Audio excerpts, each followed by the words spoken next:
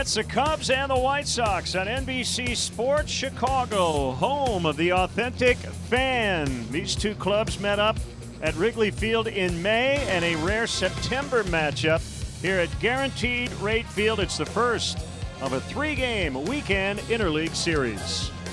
And the Cubs still have that 2.5-game lead in the division. They've got 10 games to go. All 10 will be played here in the city of Chicago.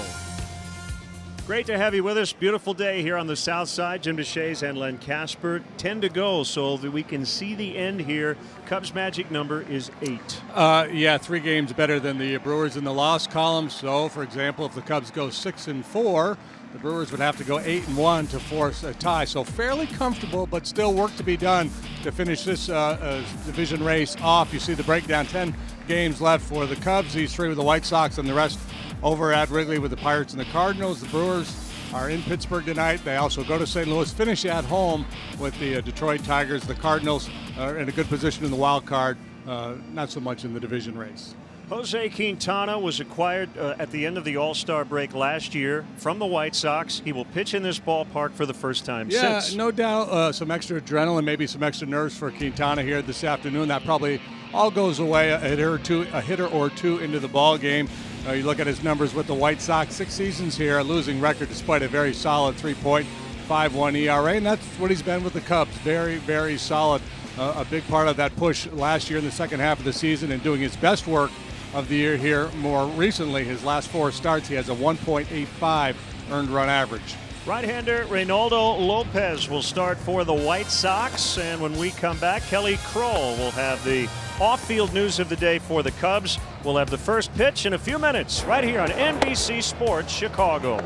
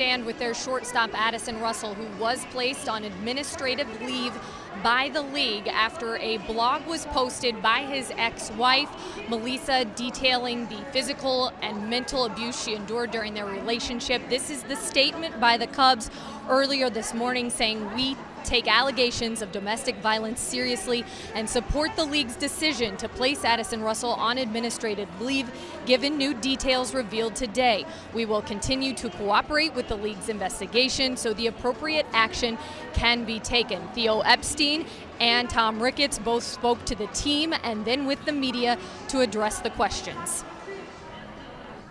Well, obviously we take it very, very seriously. Obviously something that we're very concerned about. The place where it's at right now is that it is in the league's court to do the investigation. There's a process established for this, and we intend to cooperate with the process and let the league do their job. Certainly on the minds of all the players as they take the field here this afternoon. Crosstown coming up. Lynn and JD will have the call right here for you on NBC Sports Chicago.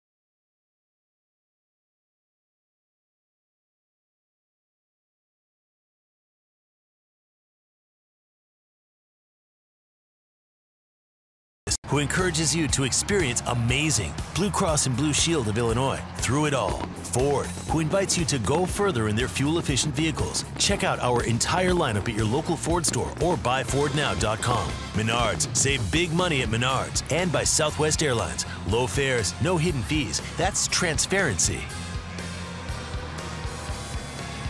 Game one of 3 here on the south side, and then the Cubs will wrap up the regular season with 7 back home at Wrigley Field.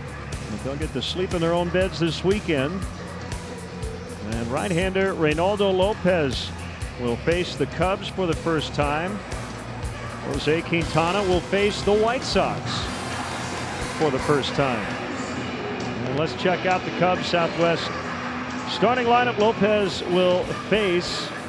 Cubs were 1 hit on Wednesday in a shutout loss at Arizona, but finished up that long stretch of days with no respite, 18-11. Murphy, Bryant, Rizzo at the top, Baez, Zobrist, Hayward in the middle, Caratini, Schwarber back in there. He's the DH, and Almora rounding it out. White Sox defensively this afternoon brought to you by BP. Ryan Lamar plays left. Adam Engel can go get him in center. Avisail Garcia is the right fielder. Rondon, Anderson, Moncada, Davidson on the infield. Old buddy Wellington Castillo is behind the plate. And the Lexus Experience Amazing starting pitcher is Reynaldo Lopez, 24-year-old right-hander who has been nothing short of amazing here of late. Overall, numbers don't really get your attention. 6-9 with a 4.05 ERA. He's made 30 starts, 175 and 2/3 innings pitched. League bats .237 against him, but he has turned a corner, man. Lately, he has been outstanding. An 0.45 ERA through 3 September starts. That's tops in Major League Baseball. Good heater. He can get to 99, 100 miles per hour, comfortably at 96. Slider, that's a big change for him. He's added that. Less curve, more slider, and he'll mix in a decent changeup as well. That's Chad Whitson behind the plate. Mark Ripperger at first. Doug Eddings at second. And the crew chief, Joe West, is over at third. And here we go. Daniel Murphy takes wide for ball one. The leadoff man is presented by Binny's Beverage Depot. If Murphy gets a hit, Binny's donates $100 to the Greater Chicago Food Depository.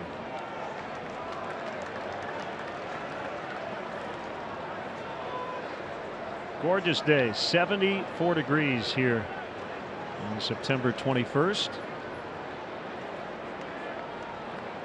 And the next one is outside as well. It is windy, a west wind at 19 miles an hour, but unlike Wrigley Field, the wind is not quite as big an issue here. It can swirl inside the bowl a little bit. And the first strike from Lopez, 3-1. It's almost like he's playing a game of tic-tac-toe outside of the grid there. First 3 pitches, boom, boom, boom, right in a line off the outside edge. Finally was able to make the adjustment and find the zone. Hit hard and pulled foul. They have flags on either side of the big scoreboard in center, and they have flags in right. And typically when you come here, you look at the flags and they're all kind of blowing in different directions. So you get a little tricky right now. You see really blowing hard at straight out.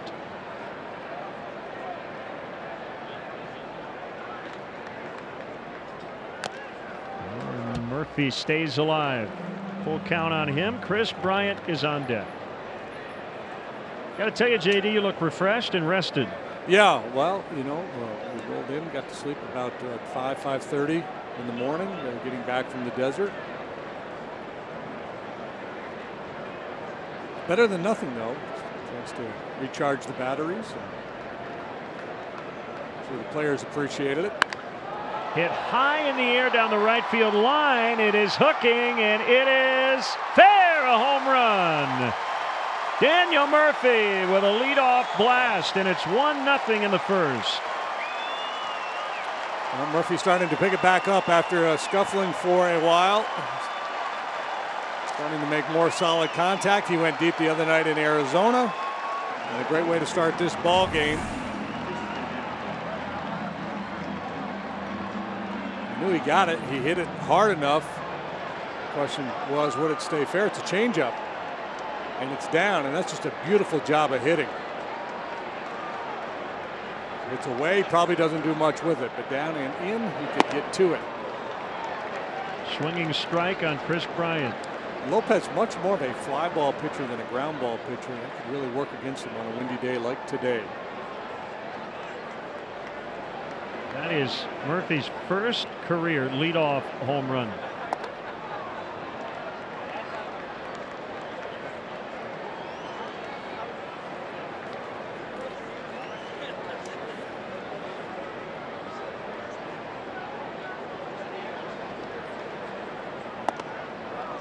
Been in. Lopez, last time out, 7 shutout innings at Baltimore. The start before that, 6 shutout innings here against the Angels. And one prior to that, just 1 run in 7 innings against the Tigers. He's been on quite a roll.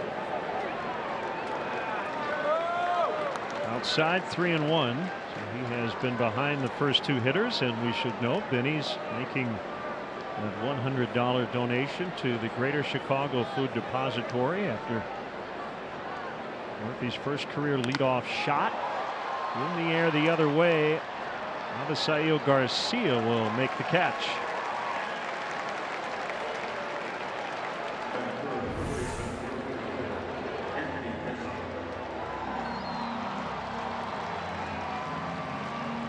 StatCast AI powered by AWS. Serious launch angle on that home run.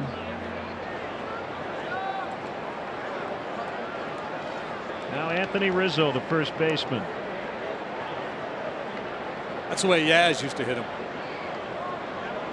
Career .341 hitter in this ballpark.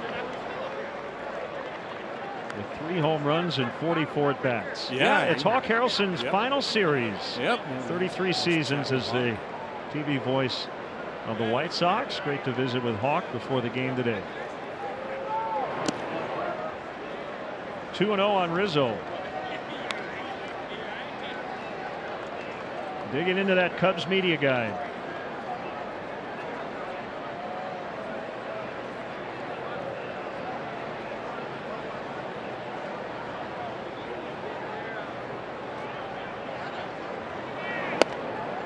That's a strike, 2-1. Yes, it was. He's going to lean on that changeup a little bit against the left-handed hitters. Lefty's hitting just .218 against him. Righty's .256. Bit of a reverse split guy. Shallow right, and it's going to drop in front of Garcia. I'm not sure if he didn't break right off the bat or not. We'll get another look at it, but it looked like a catchable ball off the bat. Sometimes guys can get fooled. Yeah, well, power hitter hits a fly ball. Big slugger takes a big swing. You're playing deep to begin with, so there's always a little bit of a hesitation. Very few guys are going to get a great break on a ball like that. It looked like he did get a decent break. Just well placed by Rizzo. Now Javier Baez. Leading the National League with 107 RBIs.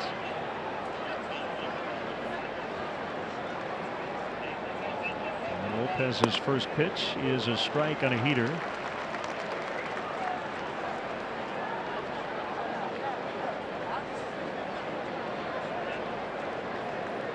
Lopez still just 24 years old.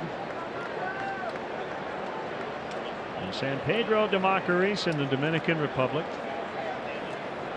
One of the many reasons the White Sox are very bullish about their future.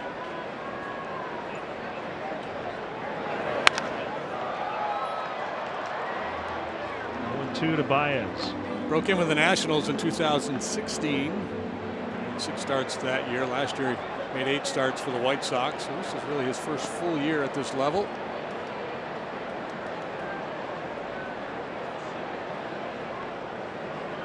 A home run by Murphy, the Cubs' 160th of the season. That is the fewest among current quote postseason teams holding a playoff spot. They have been out homered this year by the White Sox as Baez strikes out. Home run has really not been a big part of the offensive story for this 2018 Cubs team. It has been a big story in New York, a club record 247. And when you're known as the Bronx Bombers, that is noteworthy. Compared to some of their other big home run hitting clubs, pretty impressive.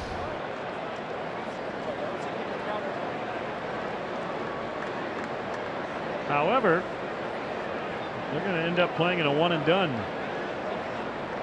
after the Red Sox clinched the American League East in New York last night. Bounced right to first. Davidson will step on the bag, and the Cubs are done in the opening inning. Daniel Murphy led it off with a home run to right. And it's the Cubs 1 and the White Sox coming to bat.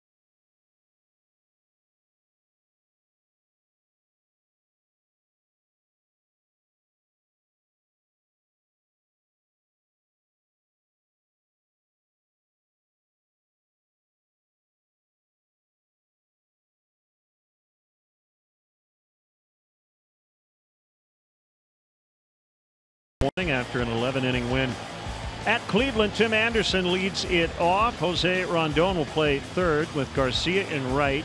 Davidson had the game-winning hit in extras. Former Cub Wellington Castillo's had a rough year due to suspension and a DL stint. Kevin Smith is their DH, a catcher by trade. Yoan Moncada leads the majors in strikeouts. It's Ryan Lemaire in left batting eighth and Adam Engel in center hitting ninth. Cubs defensively brought to you by BP. You'll find Ben Zobrist in left field today. Al Mora's in center. Jason Hayward made his return to the lineup the other night in Arizona. KB third, Baez short, Murphy second, Rizzo first, Caratini behind the plate. Lexus experienced amazing starting pitcher, veteran Port-Sider Jose Quintana. So facing his former club, and a first pitch strike on Tim Anderson. We should note the White Sox were not his first organization. He had time with the Mets and the Yankees, but he came to the big leagues with the Sox back in 2012. Quintana, a three-pitch pitcher. Most recently, he's been pretty much a two-pitch pitcher. He hasn't thrown his changeup much at all, even less than that 7% you see for the season. And heavy fastball, curveball, a lot of heaters his last couple of starts. Real good command of it both in and out. Bounce to the third baseman Bryant, and Anderson is retired.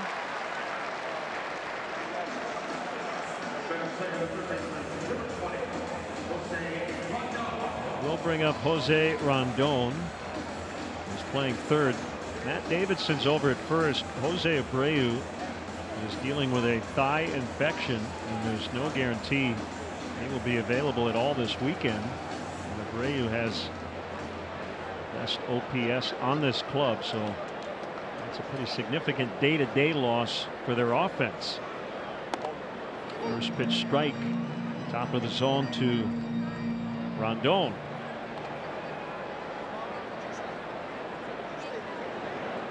Rondon's been on the shuttle this year, up and down from the big leagues at AAA. Hit 18 home runs at AAA this year, some power that he had never displayed before. Didn't get the high heater that time. One time he was among the top prospects in the Padres organization, .75 against lefties.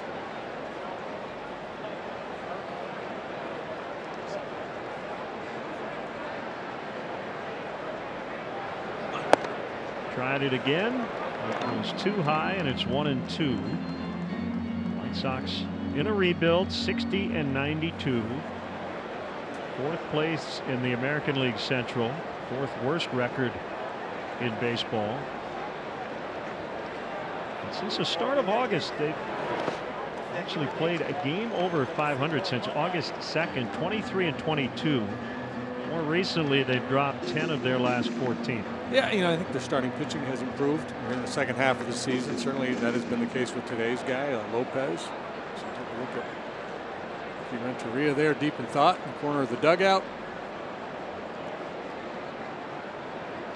White Sox strike out a bunch, more than any team in the American League. Swing and a miss, strike three. If I'm not mistaken, Rondon was kind of open stanced when that at bat began, and then it was closed with 2 strikes. Keep an eye on that.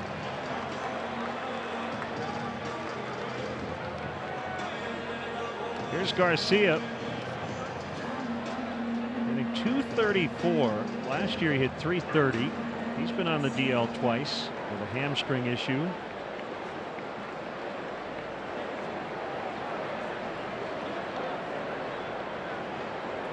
Garcia was an all-star last year. Off to a great start, hit for high average. So this is how Rondon's at bat started, okay? It's that Starlin Castro type stance. This is how he ended it. He was actually closed to start. He just wanted to be real quiet with the leg, with the lower body. You see some guys will just not lift their leg at all.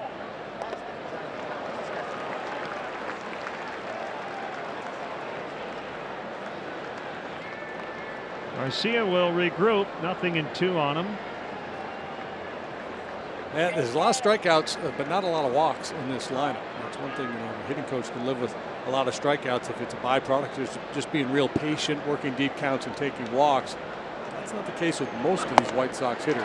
Boy, the top of the zone has been there for the taking, and Quintana exploiting it here in the first with 2 strikeouts.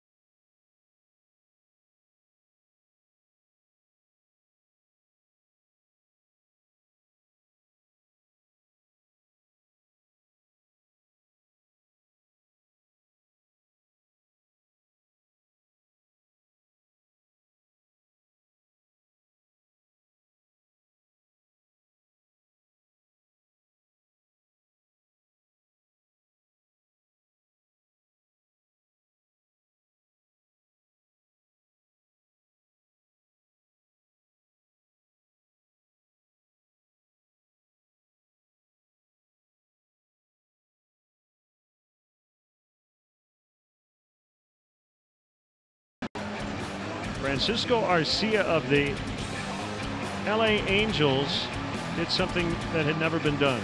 He caught, he pitched, and he homered all in the same game. It came in a 21-3 loss in Oakland on Thursday. He had already set a record by driving in 10 runs in the first 2 games of his big league career. Yeah, and he's a journeyman type guy. He's 29 years old. His first taste of the big leagues. Jason Hayward with his second start since returning from the DL on Sunday takes ball 1. The pitch, catch, hit a home run trifecta is a curiosity. It's kind of fun. He's not really a pitcher, but he pitched because of the blowout game. And what I'm intrigued by is his first 2 games when he drove in 10. 5 for 8, 2 home runs, 10 driven in. He should have retired right there. I've got this mastered. Yeah. All you knuckleheads that kept me down in the minor leagues for 13 years, whatever it was. Lopez got behind a lot in the first, gets ahead of Hayward and strikes him out as his bat goes tumbling into the Cubs dugout. Strikeout number 2 for Lopez. Showing that he can play the high fastball game as well. Beats Hayward upstairs. It looks like a pretty nice, easy 96 he features. This is a 2-seamer, a little run. He's been known to hit triple digits on occasion. Brings up switch hitting Victor Caratini, catching today, batting 7th. Cubs have a DH, and he is on deck, Kyle Schwarber.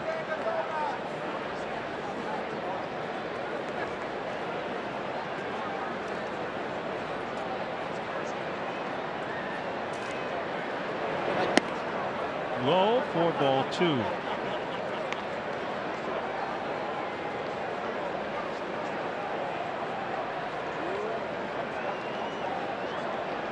Cubs have the second best on base percentage in the majors, .334. And a ground ball, backhanded play, Anderson, and he throws him out. That's a nice play and a funky shift for Anderson to go get it on the other side of the bag. Yeah, very nice play. The White Sox have committed 109 errors this year. That's tied for the most in the American League. Anderson's committed 18 of them, but this is a beautiful play. When I say the other side, it's actually the shortstop side, but he was shaded toward the right side.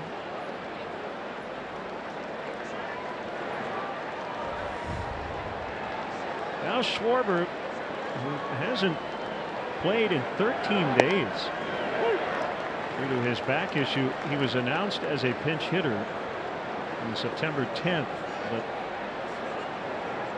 he was taken back when the Brewers made a pitching change, and Joe later said it was just a decoy. He was not going to take the at bat. That was an awkward looking swing there. Usually when a guy tweaks something, it's on a swing and a miss.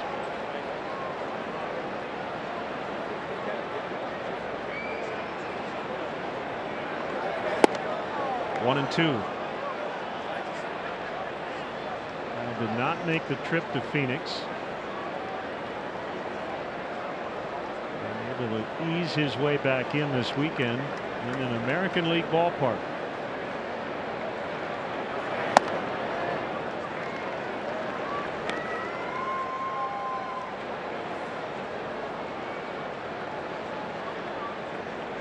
Infield shifts, outfield step the other way with Engel in center, deep to the pull side.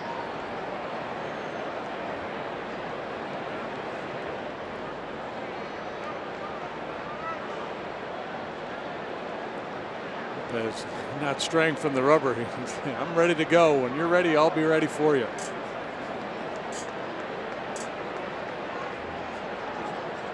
Let's throw a slider.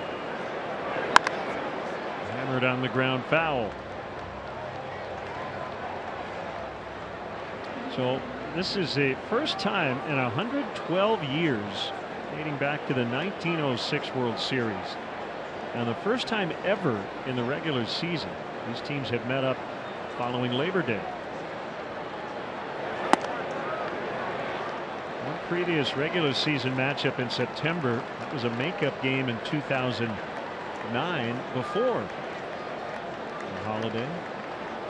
Interleague play in September feels kind of funky.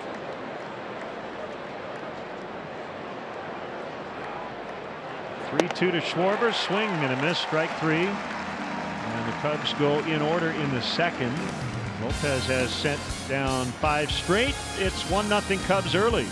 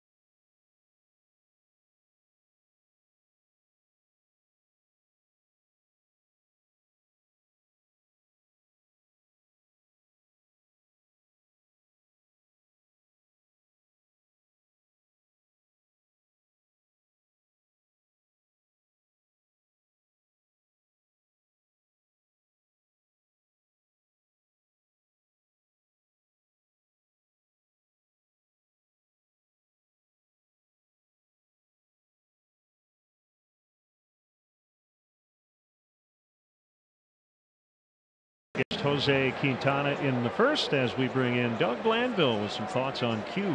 Hi, Doug. Hey guys, how you doing? Just watching Jose Quintana. Good spot here to check out how aggressively he's been attacking with the fastball. I mean, that is the key to his success, that movement in, especially on right-handers. He's really been aggressive at elevating it as necessary. That's been a difference maker for him. Ball one on Matt Davidson. You know, when you look at that critical way that sets up the outer third, the soft stuff that he can now throw, the soft stuff that he does as a complement, once he establishes the right-handers leaning back and being concerned of it, then all of a sudden now they can go soft away. And that's what he's been able to do really effectively. And early on, mostly the hard stuff was really the key in getting on top and getting ahead in the count. But when you have that fastball working as a right-handed hitter, I call it the rocking chair. He's brushing you back, and then you get conscious of it, and then you leave open that outer third. 1-1 on Davidson is low on a changeup. I understand you called the Murphy leadoff homer in the pregame show. Yeah, we always pick a guy in the lineup, and I picked Daniel Murphy, but I said, let's just be more detailed. So I said, leadoff homer, double. He's going to get a walk, and then he's going to make an error in the fourth inning. Okay. I just tried to get really specific. Yeah. Okay. Let's see it. Let's see where this goes from here. 1 for 1 so far. There's a 2-1 offer. And a ground ball into center for a base hit. So Davidson is aboard. He had a big series at Wrigley Field in May with 2 homers and 3 walks. Javi shaded around towards the hole a little bit on the pull side. He had a little room to operate through the middle of the diamond.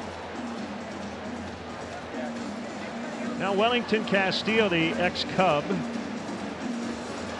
earlier served an 80-game PED suspension, plus a DL stint due to right shoulder inflammation, so he missed 91 games in all. And recently dealing with a sore left elbow. Montana from the stretch for the first time and deals a strike. Doug, how about the shadows with the late afternoon start? You know, that's tough. I mean, many years of playing at Wrigley, this becomes a factor. And it's different for different pitchers. You know, fastball, you might say, okay, I kind of saw it out of his hand. And then it may stay a little more true on the trajectory. That's going to get in. Davidson will take a look at it and hold at second base. So back-to-back singles for the Sox. But then you add that wrinkle factor, maybe the curveball or something that sort of changes elevation at the same time. You know, that can get a little more tricky. And with all the late movement, you know, you're trying to get as much information as possible. You see he kind of stayed his head down. With a fastball, it stays a little bit more on a plane. And when you're dealing with multiple dimensions, the curveball, slider, things that are breaking down and away at the same time with different speeds, then picking it up and having as much information early is more important. And when you're losing information halfway there because of the shadows, it can be quite challenging. Evan Smith is the DH. And he takes a pitch off the inside on a curve. It is weird, you know, players complain about late afternoon starts, JD, but when I see games like this, I'm reminded of being a kid watching postseason baseball. Yeah, you're right. Back 4 and 5 o'clock starts. A lot of day games in the LCS and the World Series when we were kids. That's a strike. Tried the curve on the outside.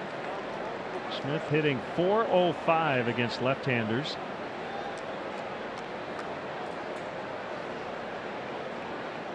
Ricky Renteria really stacking his lineup with righties. All right-handed. Moncada, the switch hitter. A bat from the right side. And a drive out in the deep left center. Way back there and gone. That is a 3-run homer for Kevin Smith. And the White Sox have the lead 3-1. Well, these 2 innings couldn't be more different for Q. Now he went to the breaking ball with Smith, and you mentioned his good numbers against left-handed pitching. It was a relatively small sample, but it appears he sees the ball very well against lefties, and he jumped all over that curveball. His second home run of the year. And as you mentioned, the difference is at the location. I mean, these pitches have been in the absolute heart of the plate, where earlier at first inning, that fastball was elevated and also tight on righties. Strike on Moncada. Yeah, you watch this pitch here. I mean, you know, catcher setting up out of third. Once he starts to reach into the zone, where the glove has to leak back towards the heart of the zone, you're in trouble. I mean, that's going to, you know, reach that middle spot. That's 4 consecutive hits for the White Sox. Moncada really struggling right-handed, but he singles. Still nobody out. This has really been Quintana's season, hasn't it, JD? A quick 1-2-3 first, and then the multi-run second. We've seen starts like this quite a bit. lot of times it's more in the middle innings, second or third time through the batting order, where the big inning will jump up and bite them. But you're exactly right. He'll be cruising along, and I guess that could be the narrative for any number of pitchers. But that seems to be the Quintana story for a good chunk of this year. Lately, not so much. He's really been good.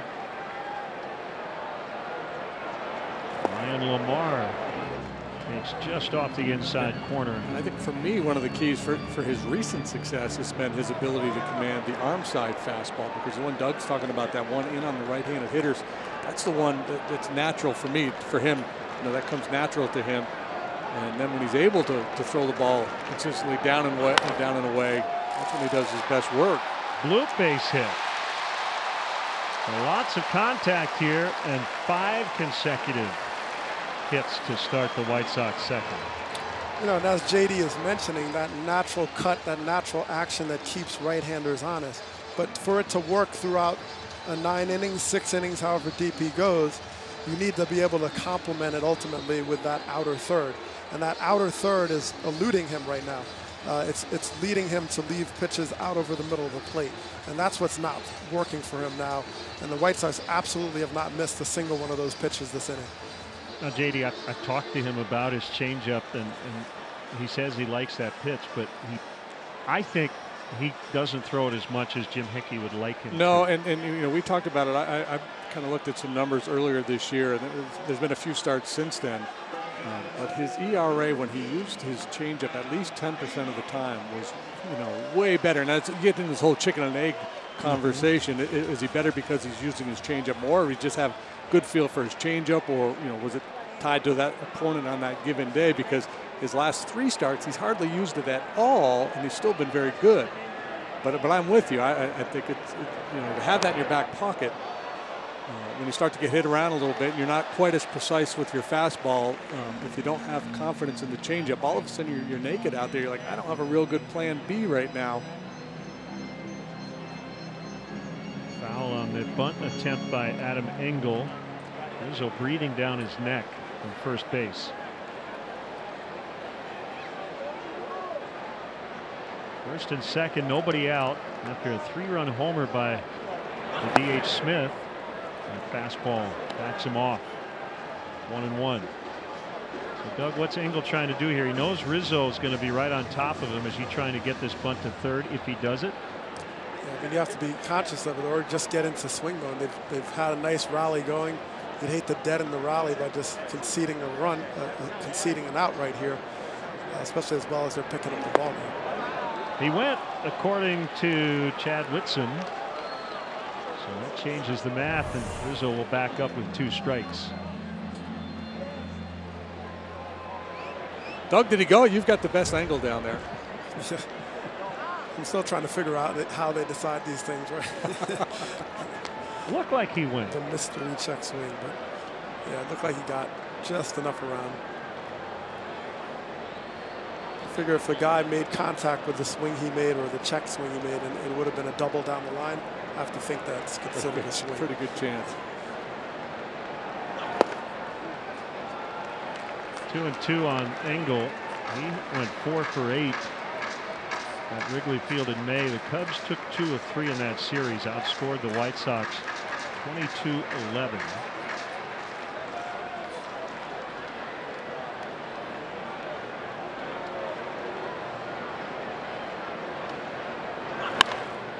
Fly ball to left, pretty deep, and caught. Zobrist on the warning track. Tag play and the lead man safe, and Lamar able to get back to the bag at first. So Moncada tags to third. Baez tried to buy another out but could not get Lamar. Yeah, Lamar went kind of farther off than he really wanted to. If he went back and tagged right out of the gate and went, and Zobrist throws to third, he would have cruised into second base. But he got a little bit in between, and then he was forced to get into this situation where he was almost picked off first base by the quick Baez.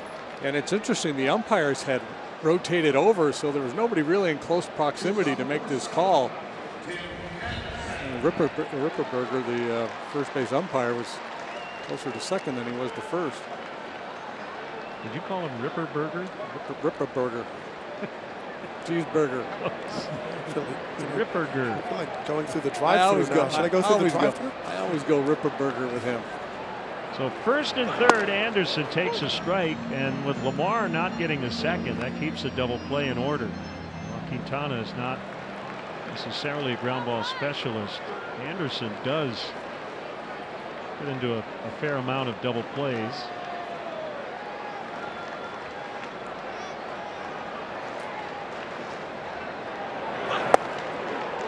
Up and in.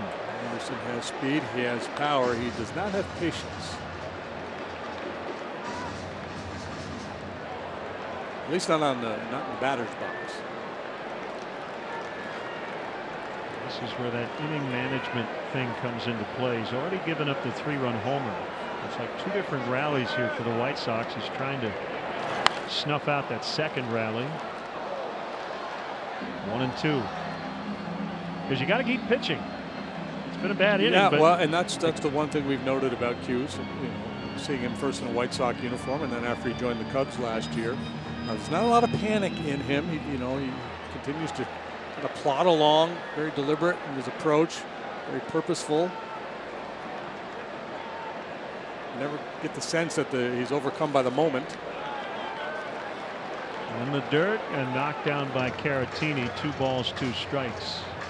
Yeah, that's a ball I think base runners can take more advantage of, especially if you're Lamar at first base and there's a runner at third. And as soon as you see this ball halfway there, you could take off, because the catcher has to block it, get to his knees, find the ball, avoid the hitter, and then make a perfect throw. So if you're in your secondary lead headed towards second, you could really get a lot of momentum, and then he has to decide as a catcher whether he's going to risk throwing to second and induce the runner to score from third. Yeah, all the while he's going to take a peek at that guy down at third base. You got speed there as well. So I heard Buck Showalter once, Doug, on television say that he coached his guys to read the shin guards of the catcher. Once they start to tilt down, be ready to go. Is that your MO out there? Yeah, I mean that's a good thought. I mean, Buck thinks and thought of everything for sure. Right. I don't know if it was a Buckism or if that was something that was kind of universal with base runners. When you think about the training of a catcher, if you collapse to block and you have this tilt so that you keep the bounce in front of you, you don't want to be leaning back too much, or the ricochet is the problem. So if you're leaning, you're smothering the ball. So when you're going down like that as a base runner, it's really hard to block it and then do all the things you need to do to throw a base runner around. The tough catchers are the ones that can pick it, like Contreras sometimes, where they can pick it like a first baseman and still get into a throwing position. Big strikeout for Q to get Anderson, and Rondon fouls out of play. But they're much more likely with a runner on third to get into that smother block, right? The block that I really have to keep this in front of me. I'm not just trying to pick it and try to throw you out. And that's why as a runner at first in that situation, you have to be conscious of that. So the ball in the dirt, you can be a lot more aggressive. 0-1 on Rondon. 1-1. This is the only afternoon game. Everything else later tonight. Brewers are in Pittsburgh. And we may get started right around the time we're finishing.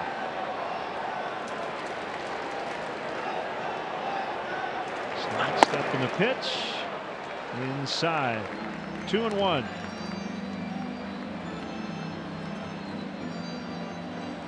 Some of these Sox hitters have gotten a little wise to that elevated fastball. And the shadow has now creeped kind of over the mound. So it's pretty much all one color you're dealing with now. And that's something that hitters are very thankful for. He's trying that same pitch, and he's missed not by much, but the last 3 times. Garcia waits on deck. Kevin Smith. And the go-ahead 3-run homer earlier in this inning. Daniel Murphy started the game with a home run for the Cubs.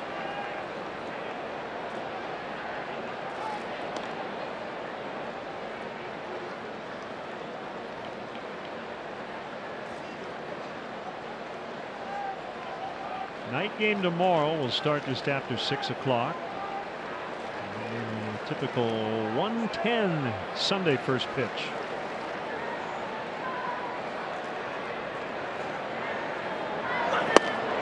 Three and two.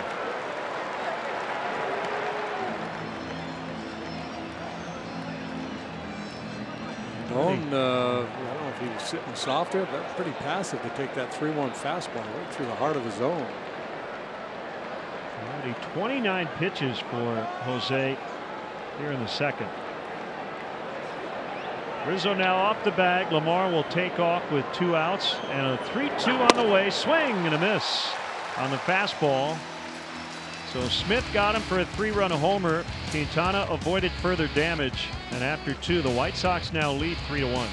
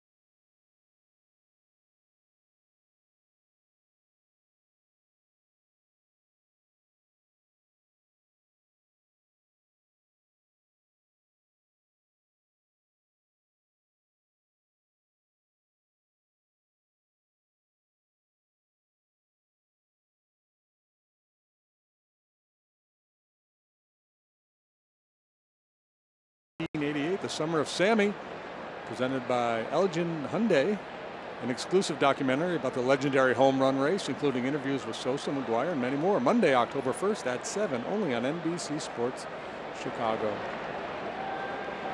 So the Cubs find themselves down a pair as Albert Almora takes a strike from Lopez.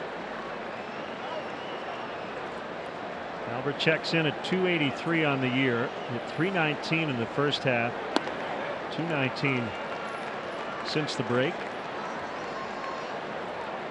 He's batting ninth. Murphy and Bryant also due here in the Cubs' third.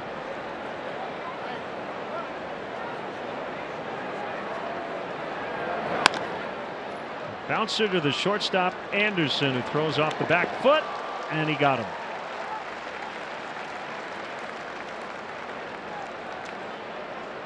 As you enjoy Cold Miller Lite, look forward to the hold true moment later in today's game. Lopez part of the haul the White Sox got from the Nationals in the Adam Eaton deal. Lucas Giolito also coming over in that trade. He's scheduled to pitch tomorrow.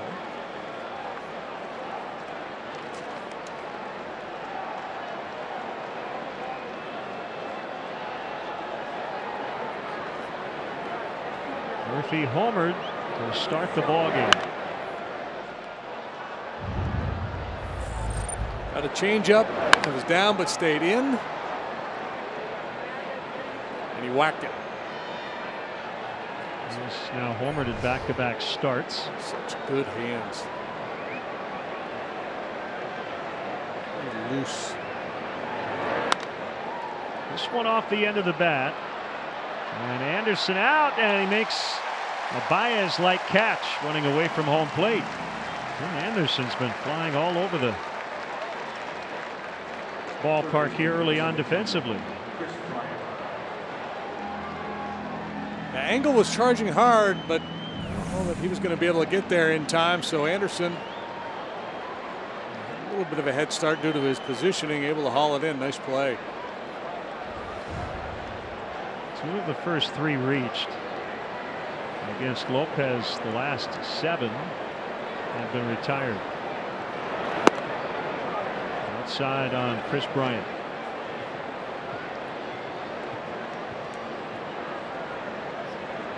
The ballpark was not full when we started, but I think it's going to be just about full here shortly. The late arriving Friday crowd.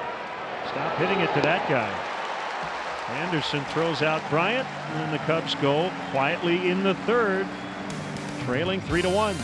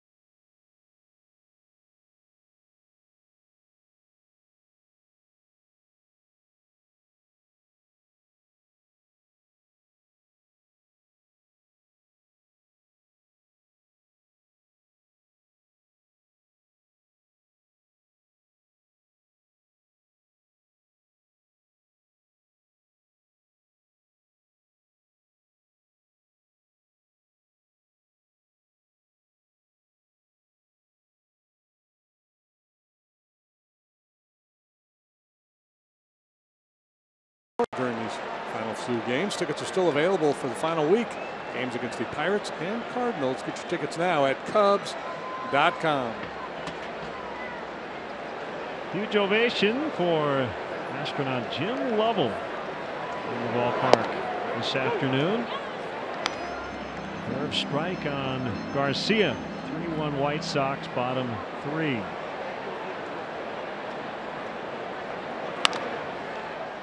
Chopper to the shortstop. That's Baez, and he'll make the play.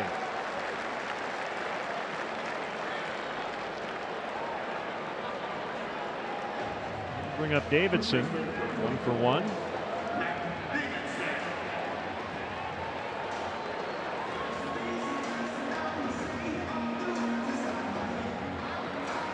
How about this note? Davidson, Shohei Ohtani, Babe Ruth in 1919, and Jimmy Ryan in 1888 are the only 4 with 15 home runs and 3 pitching appearances in a single season.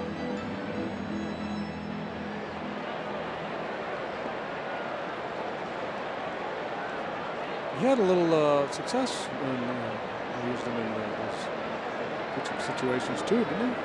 3 appearances, 3 innings, 1 hit, 1 walk, no runs, 2 strikeouts. His FIP is .282. Well, very dangerous. All kinds of power. On base percentage is up because he worked a lot more walks this year than he did last year. You always have that debate, the nature versus nurture when it comes to a player and plate discipline. Can you learn to be more patient? Can you go from a guy who hardly ever walks to a guy who's at least league average? In Davidson's case, it's proven to be the case. He's better than league average in terms of his walk rate.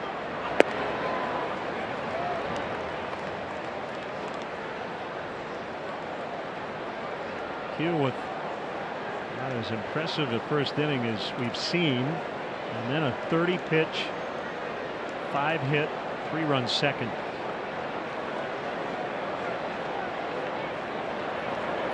Two Davidson with a half swing, that counts. And Quintana's got his 5th strikeout.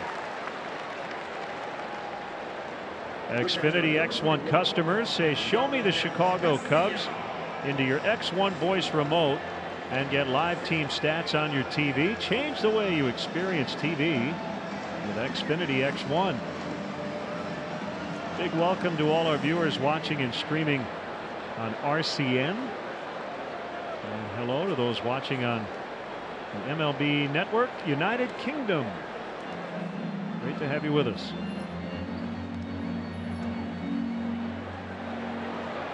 MLB NUK? Yep, exactly right. I don't get that channel. Well, you don't live there. As far as you know.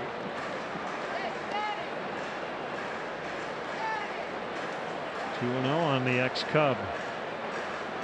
Well, I suspect he's going to take a big swing here. 2 outs, 2-0. Try to sink a fastball. Just broke his bat on a pop fly out into left center, and it's caught by Zobrist. So the odd innings have been good ones so far for Jose Quintana. Jim Lovell, 3-1 Sox.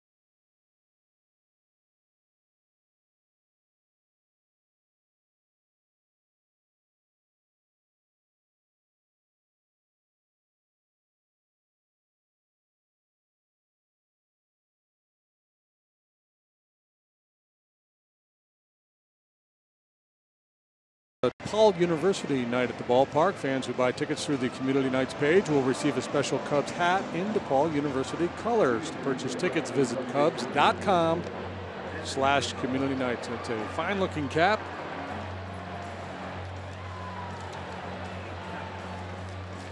And you know, our DePaul connection, my colleague Zach Zaidman over on Cubs Radio is the voice of the Blue Demons. Men's basketball. Speaking of demons. 5. He must have been insubordinate.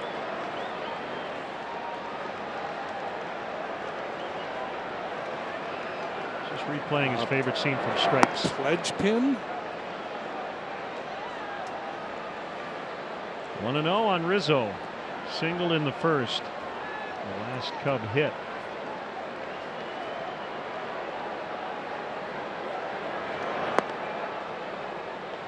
Tracking that slow curveball.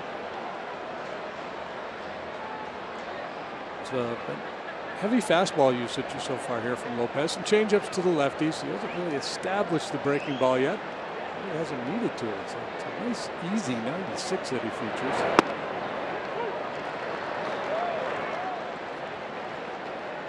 Don Cooper got a hold of him over here after he came over from the Nationals. Coop taught him the slider. It has become his primary breaking pitch. Still flips up the occasional curveball. Long time White Sox pitching coach Don Cooper. 2-2 to Rizzo.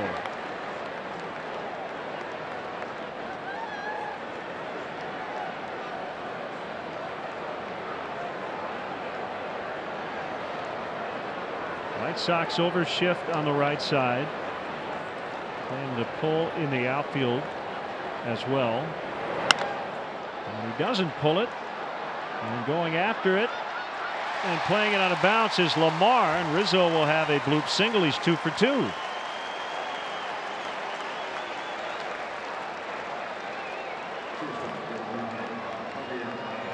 He's lofted 2 fly balls and put him in the right spots. He came in here with a 341 career batting average in this ballpark. He's hit a little flare to right and this little doinker to left. He's himself 2 knocks. So lead man on for Baez, who struck out in the first inning. All kinds of good notes on Javi's 2018 season. I saw John Morosi tweet this out. He is the first player ever with 20 games at second, short, and third to hit 30 homers in a season.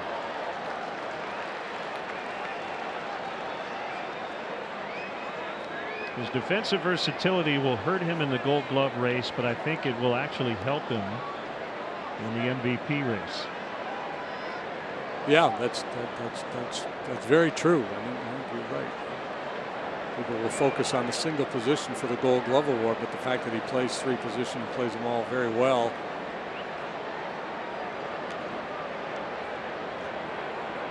And pause by Lopez. And the pitch is low. Doug, you have thoughts on the versatile Javier Baez? Well, it also goes back to the philosophy of the Cubs. Chris Bryant, by the way, was other than Johnny Bench, was the only one in history, NL MVP, to win by being just 10 games at 3 different positions.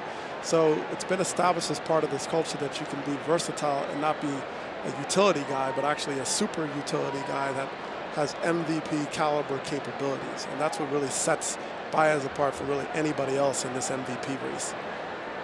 I suppose he is eligible for the Platinum Glove, which is at any position. Long run over Garcia. He will make the catch. That is a terrific catch by Garcia, and it was a fair ball.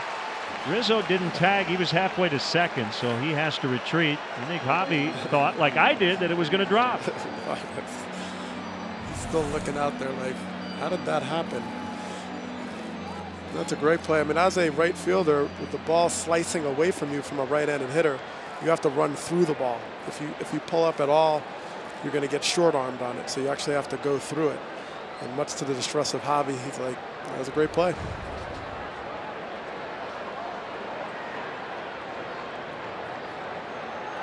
Zobrist 0 for 1.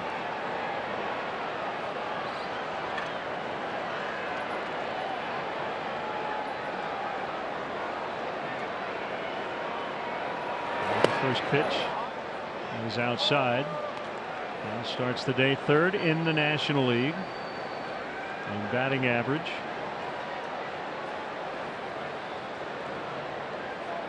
And speaking of versatility, Ben Zobrist is one of those players that really the analytics has helped him, really shown his value as he's played all over the field and been an asset every place they place him. He was a shortstop, and under Joe Madden he became that super utility guy. He's really the poster child for the kind of current super utility guy, I think.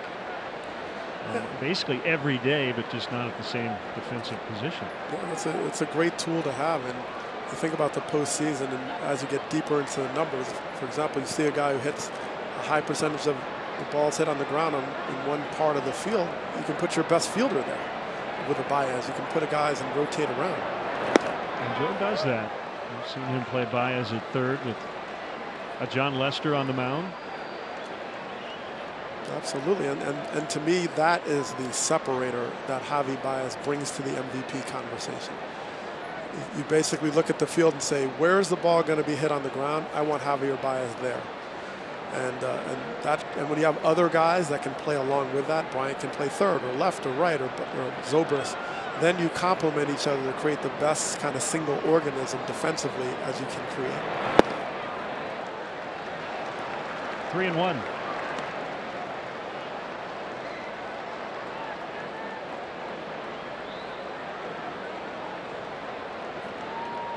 Made an early out in his first at bat.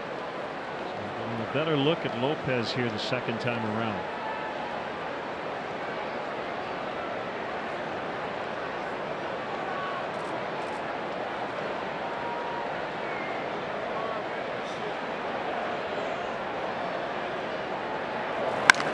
Ground ball right to Davidson. Oh, it got by him, and everybody's safe. That should have been a double play to end the inning, but he could not handle it. And the Cubs have 2 on with 1 out. That's an error on Davidson. As Zobrist got the head out in front of that 3-1 fastball, no doubt trying to hit one through the hole there on the right side where they could go first to third, but he pulled it right to the first baseman Davidson, who just got a little loose on it, didn't stay down. Off the end of his mitt, trickles on through. Big opportunity.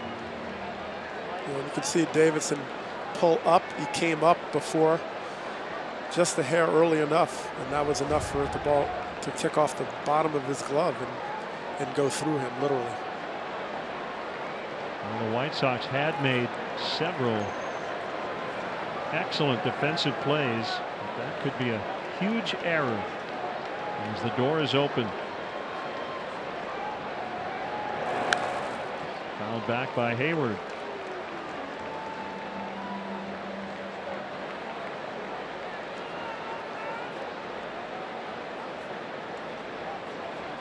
Runs in this game, coming on a couple of homers. Murphy, the first batter, and then bottom of the second, Kevin Smith with a 3-run home run.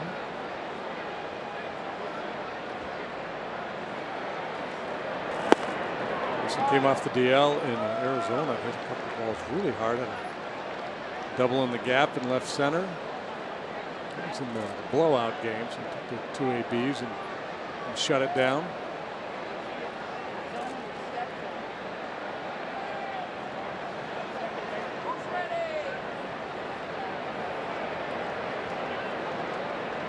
Long pause by the right-hander, the 1-1 going in.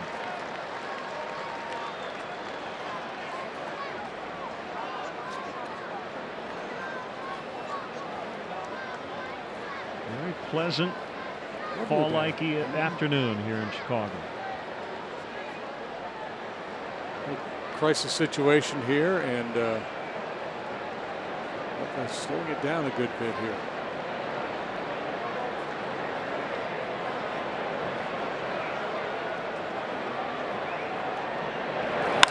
Two on has popped up, shallow center field, and it will be Engel to make the catch. Time for our Liberty Mutual Insurance field coverage. And early on, Tim Anderson making all kinds of defensive plays on the ground, in the air. Garcia with that long running catch to get Baez, but the error by Davidson giving the Cubs a couple of extra chances here in the fourth. And we saw Engel coming in. Well, at some point today, Doug will talk about Engel and Almora. Adam Engel really good going back toward the wall, whereas Almora, his strength is coming in to make catches. Now Caratini with 2 on 2 out. the dirt. Rizzo thought about it, but that was a clean pick by Castillo. We were just talking about that in the previous inning, Doug. Yeah, absolutely. And there's certain catchers, it's truly a scouting report thing. You have to know who can pick this cleanly off the ground. And that will determine a lot more about your secondary, you know, because Contreras is a perfect example. You get too far in your secondary, he's coming. He's throwing the ball behind you. And that awareness will dictate a lot about how aggressive you are with your secondary and advancing on balls in the dirt. Joe West said Caratini held. It's 2-0. And to your point, Len, about center field, one factor, Tim Anderson or Javi Baez as a center fielder coming in, looks like he kind of held it back, is the overlap zone, I call it, the part where you're covering the same area. And guys like Anderson is a nightmare for you as a center fielder. You got to call it early, aggressively, and often, because they'll go to the warning track if you don't stop them.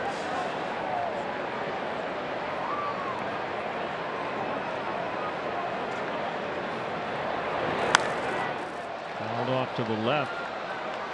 So if you were playing center field with Tim Anderson at short, would you play actually a step or two deeper? Depends on the positioning, the shift, because if he's covering one side of the field, then it's a little tricky, because if I have to go to, if my second baseman doesn't have that range, then I have to cover deeper on that side. So it depends. But if you're, you know, well shifted and you're both on one side of the field aggressively, you'll definitely factor that in, because he can go get him.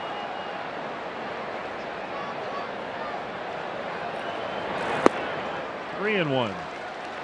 Yeah, if you think about the pop-up, I mean, look how deep he is. You know, he's coming in and he's not stopping. You know, I mean, he's jumping out there. And he's a guy, when you call it, you can't stop calling it. You have to, you know, I learned from Jimmy Pearsall, right? I got it. You have to keep going, because they will continue to go. I had Jimmy Rollins as a perfect example. I mean, he'll be out there as far as you let him go. And they'll respect that when you call it early and confidently, they'll peel off. But if you don't, you're running the risk of collision. Hitters count here for Caratini, and he got a good pass at it, but was only able to foul it for strike two. Seen a little more pop from him lately. Well, a little more conviction is what I'm seeing. Just, you know, getting a better feel for when he wants to be aggressive, taking you know, a better pass at it. You know, not just trying to punch it the other way in a hitter's count. He's going to let it eat, so to speak. Still has kind of a down through swing. It's more of a line drive, hits the ball on the ground a lot. But every now and then, you know, he'll get that barrel out in front. That's when he hits the long one.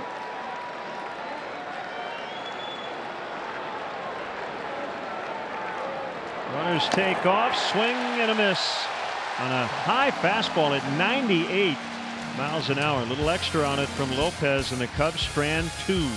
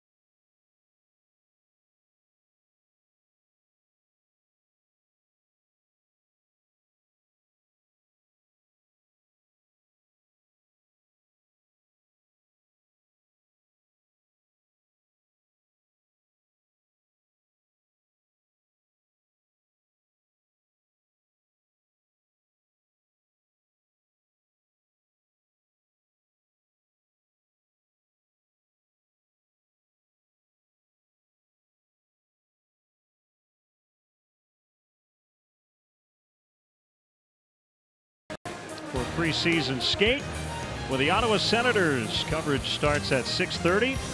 You can stream the game on the NBC Sports app. And we want to pass along our deepest sympathies to the voice of the Blackhawks, Pat Foley, and his mom, Mary, and the entire Foley family after Pat's father, Bob, passed away earlier this week. Bottom of the fourth. Smith hit the 3-run homer in the second.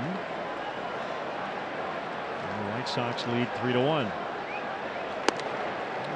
Strike. They threw him 3 consecutive curveballs, the third of which he hit into the seats. Smith was originally a quarterback at the University of Pittsburgh. And that did not pan out. He shifted his attention to baseball.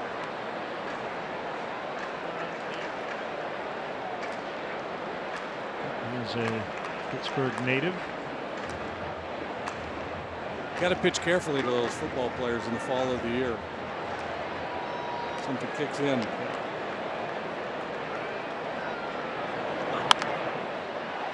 That is in there for Smith.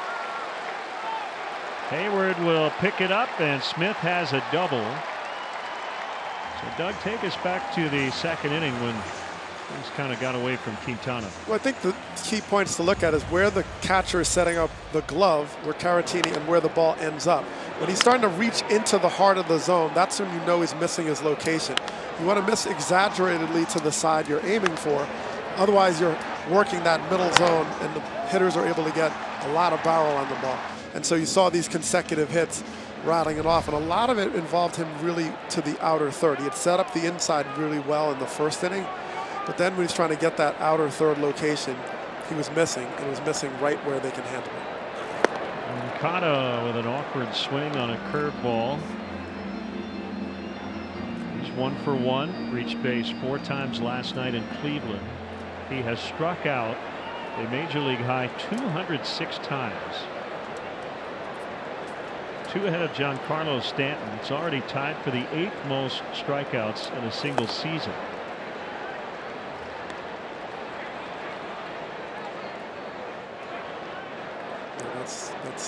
That's high. That's a high level there. 206. Reynolds 2009 and 223 times. That's the all-time single season mark. You know, it's just much more part of the culture. I mean, that, and every year the league continues to set records for home runs and strikeouts. We get a lot more into this 3 outcome culture: walks, strikeouts, and home runs. So they work with it more with these numbers of 200. You know, if you're striking out 200 times, you're expecting, all right, fine, you're hitting 57 home runs. But this is different now. Well, there have been 12 players ever who've struck out 200 times in the major league season. All of those seasons have come since 2008. And I was looking at the White Sox as a team. They have now struck out 1,490 times. That's the 11th most in Major League history, and already a club record. And their top 7 single season totals are the last 7 seasons. So there you have it. Yeah, and probably not unique to the White Sox. The strikeout trend all around Major League Baseball. I mean, maybe to that degree. Called strike 3. It's like I'm not going to chase. I'm going to be disciplined here. I'm not going to expand the zone. Inside corner gets him. Without having looked, I would venture to guess just about every franchise in baseball has set the club record for single season strikeouts in the last 3 or 4 years. Yeah, and you know, Doug pointed out that the culture has changed, guys. It used to be there's a level of shame in striking out that really isn't the case anymore for most guys. But there's a lot of velocity in the game. There's better relief pitching. That is going to get in there, and Smith will come around to score. Lamar will make it as the throw got away on a bounce from Daniel Murphy. They had a shot at him. He's in with a double, and it's 4-1. Quintana's trying to bury this in, gets a little bit of the hands of Lamar, but Zobrist, who's so fundamentally sound, a quick release, a little tough pick from Murphy. Possibly the catch and tag, he can pull it off if he had like Javier Baez in his back pocket in terms of tag. Might have been able to pull that off, but that was a tough read. Might have wanted to move a little bit further towards the first base side to take away the short hop factor, but it's a bang play and he wasn't able to corral it. Engel fly to the warning track and left his first time up. Maybe Murphy trying to be a little quick there because not sure exactly where the base runner is with the throw coming in from left. A little more time. Catch first, then tag.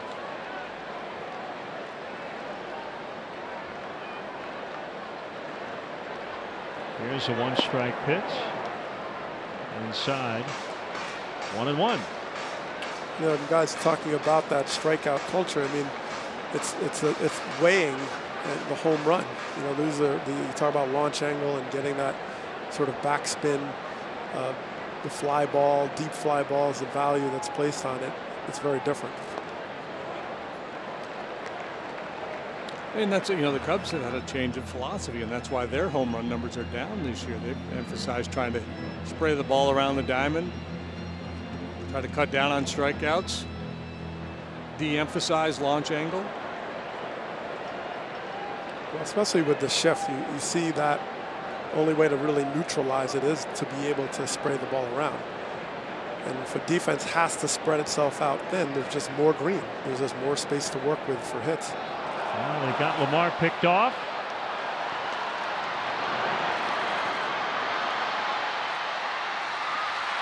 And Bryant tags him out.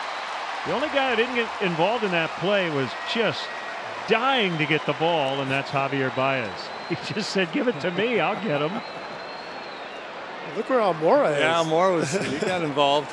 I mean, I got one ball thrown to me where I had the tag as a center field, and that was like the highlight of the season. So, but you got to give Almora credit. I mean, he's in there. We'll see Baez here waving at Bryant. Give it to me, give it to me. I got him, I got him, I got him. He's like the tag master. I mean, yes. So 2 outs and a 2-1 to Engel is low. Inside, 3-1. I give Quintana credit because he could have gotten into that rhythm like, okay, it's not going that well, and not pay attention, but he took the time to look at that runner and caught him napping.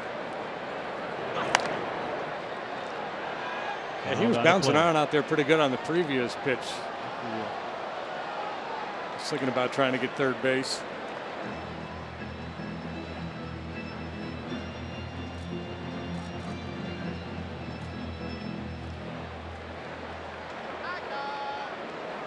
Red Sox now have 7 hits. It's been the even numbered innings. The second and the fourth. The first and the third, man, he cruised. Base stealers are greedy that way, Doug. You like to exploit your advantage when pitchers are trying to focus on hitters. You're getting hit around a little bit, you know, you're trying to focus on the hitter, and you guys are out there trying to steal bases. It's very annoying. Oh, yeah, it's all about the salt in the wounds. Just rubbing it in deeper. 3-2. Softly bounced, and Bryant tried to make a barehand play. Could not, and it's an infield single. Yeah, that's really the only play he had. Didn't have a whole lot of window of opportunity to be able to glove it and transfer. Engel runs pretty well. Took that back step a little bit. And it's almost like a catch and throw in one motion. But that's it. You only have one shot at it. And if you don't get it, you know, just prepare to throw the ball to second base.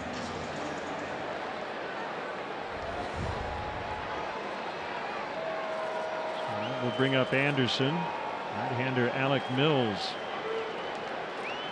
Part of a very well-rested, huge Cubs bullpen. How many guys on the card today, JD? Count them all.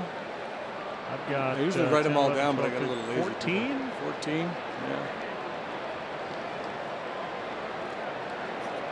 A big group.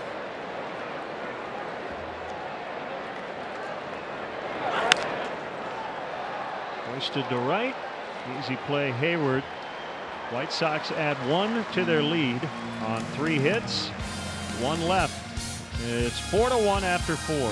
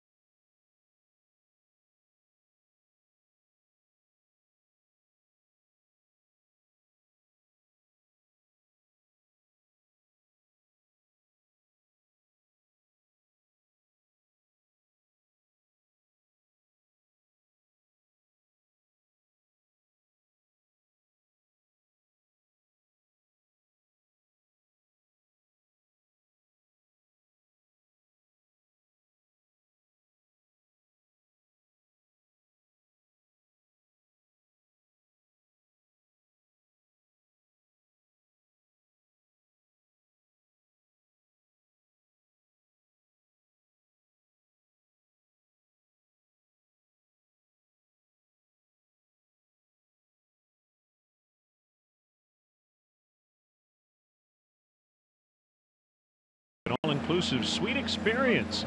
There is still suite availability next weekend for the matchup against the Cardinals. To reserve a suite, visit Cubs.com/premier. We just had a suite experience. We did.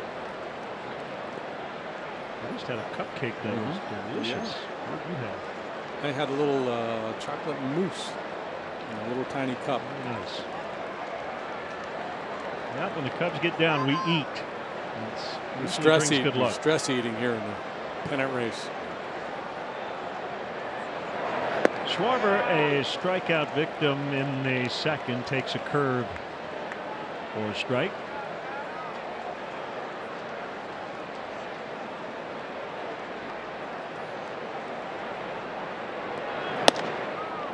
As you would imagine, with the White Sox record, statistically, they have struggled in most areas. 25th in the majors, and earned run average of 4.73.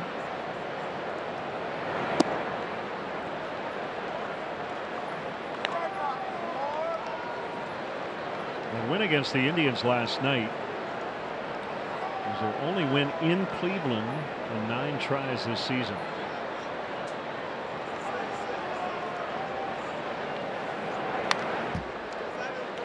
Well, the American League Central played out pretty much like most folks expected. I think people had higher expectations for the Twins, but everybody assumed Cleveland would win the division. They ran away with the division.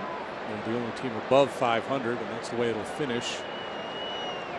Unless Minnesota wins 10 in a row here to finish the year, it's probably not going to happen. I think the only other surprise maybe in the Central, I don't think many were picking the Royals to contend, but I don't know if anyone picked them to lose. Probably 105 or 106. They're 52 and 101. They got off to a bad start and never recovered.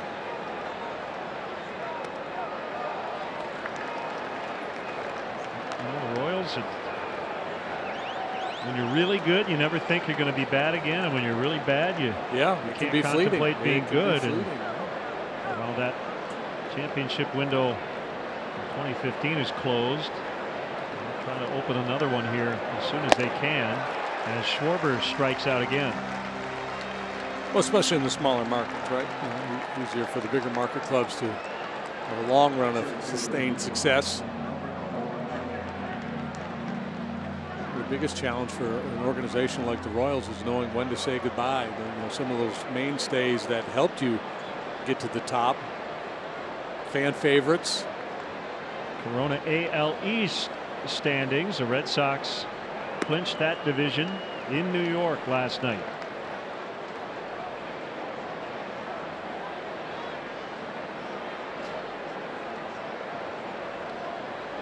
The Orioles 59.5 out. I want to say the 62 Mets. There's 62 games back, but that was just the National League.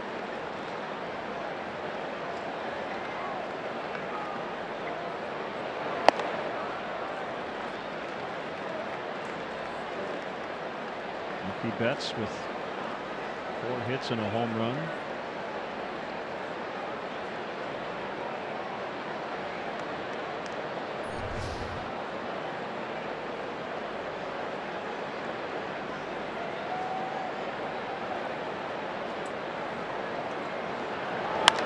Albert lines one into right. 4th hit for the Cubs today.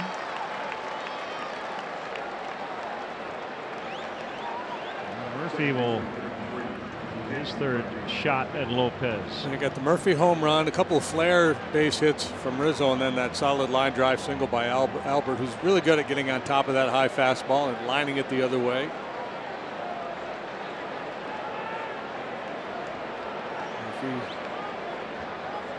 Surveying the landscape.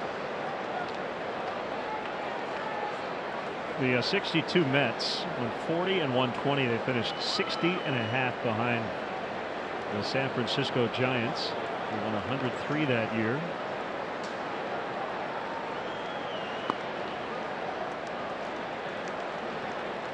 was a bad year for the Cubs too. 59 and 103.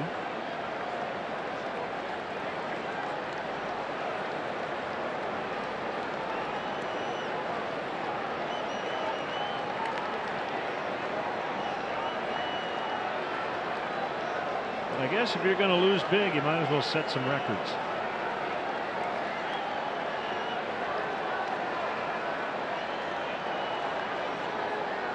The Amazons weren't very amazing.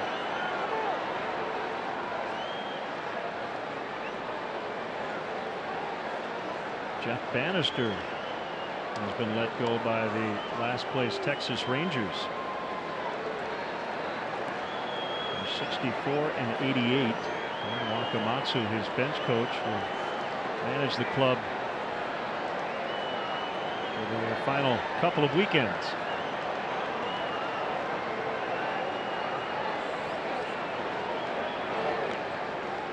Moore with a pretty short lead at first.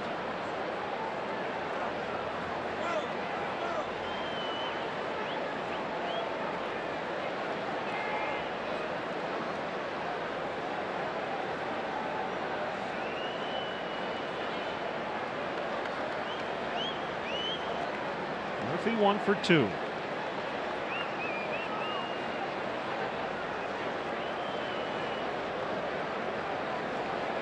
Waits on a 1-0 and takes it outside.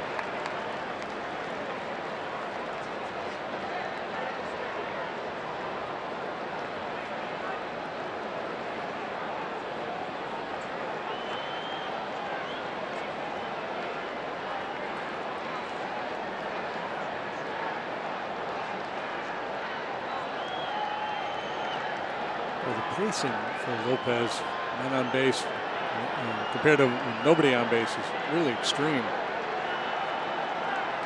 Yeah, I feel like he works with a pretty good pace from the windup. Not so much when men on. 2-1.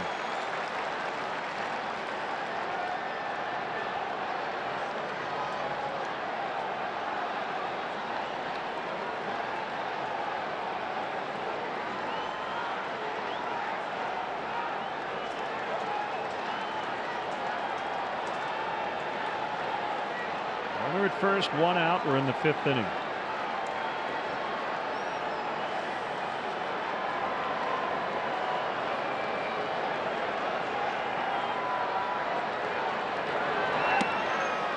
Murphy couldn't hold. Whitson made a quick call from behind the plate, 2-2. One of the better curveballs that Lopez has snapped off here this afternoon.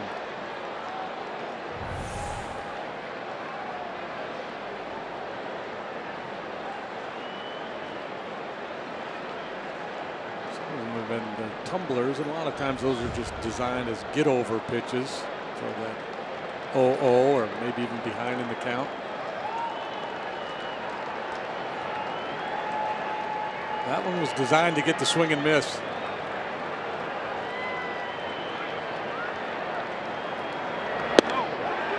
Strike 3 called on the outside corner for his 6th strikeout. Yeah, that was impressive. You know, he fools him with the curveball. That's going to slow him down a little bit, and then he paints the outside corner with a 97-mile-an-hour fastball. Sometimes you just get beat. I mean, that was a nasty curveball followed by a perfect heater on the edge.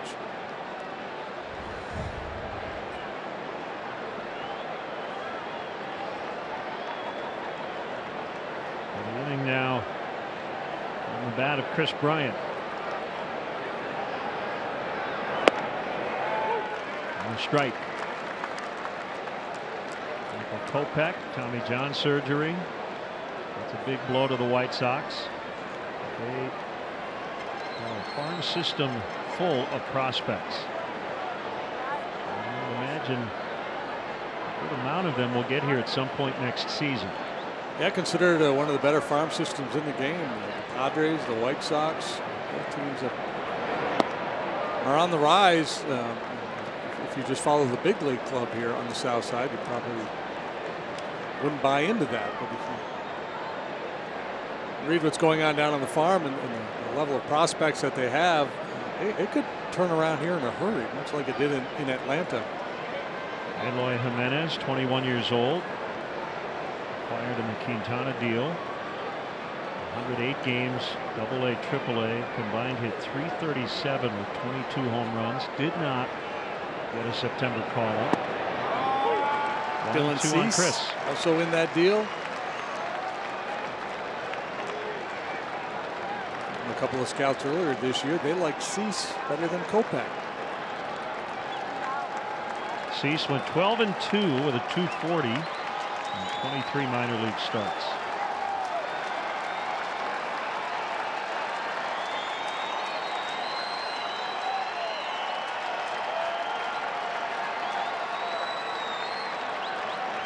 Here it comes, and Chris just got a piece of it.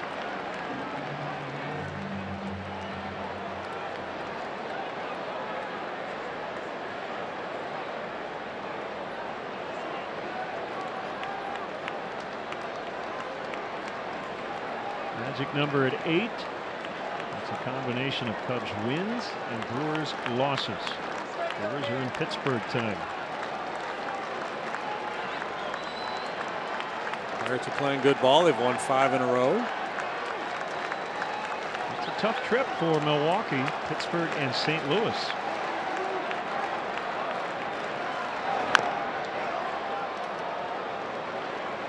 But nothing's really supposed to be easy at this point. They're trying to lock down a playoff spot.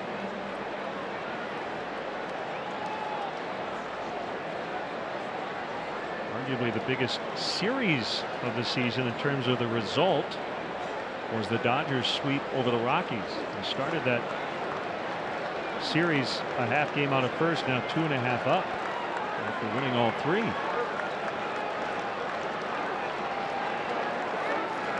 The Rockies go from first place to wondering if they'll even have a spot in the postseason.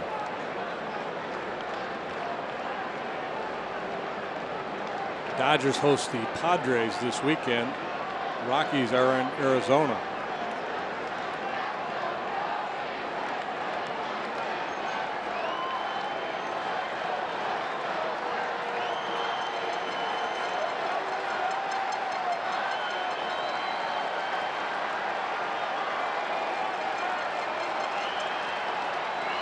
Another 1-2 popped up, foul territory. Davidson does not have a play. Lopez has made a couple real good pitches with his fastball here, and KB's been able to stay alive. A couple pitches ago, 98-mile-an-hour fastball across the top of the strike zone, maybe a little bit above it. And Chris able to foul it off, and that time he executed his pitch, got that fastball in at 97. KB able to foul that one off. Sometimes that's a big part of it, just hanging in there, fighting off some tough pitches. And he throws you a little hanging slider there in the Whoopi Goldberg box. And again, that ball hit hard but foul. That time he missed his spot. Yeah, well, there you see Castillo wanted that ball up, and he threw it in off the plate, down a little bit. So, well, he's sitting up outside and holding that mitt up above his face. Right after the pitch, Lopez looked in and tapped his chest as if to say, "My bad." To which Castillo should respond, "No kidding. You're the one throwing it." He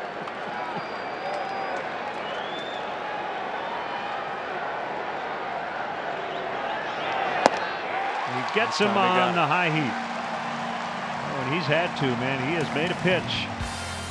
Leading 4-1.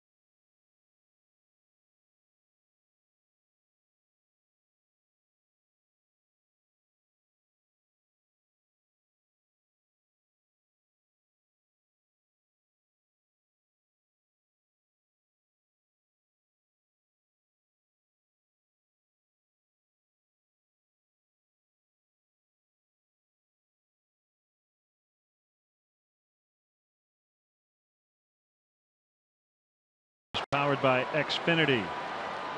Adam Engel going back toward the wall, and in some cases taking away home runs. Quintana to Rondon, a swing and a miss. A pretty long swing there from Rondon. He has struck out twice today. Last time he took a 3-1 fastball to the heart of the strike zone. And watched it go by, and then took a big swing at the 3-2 pitch and came up empty. So Engel going back. Now Moore coming in. So we know by watching these two guys they're good at it, but StatCast also tells us that is the case. 2 strikes on Rondon.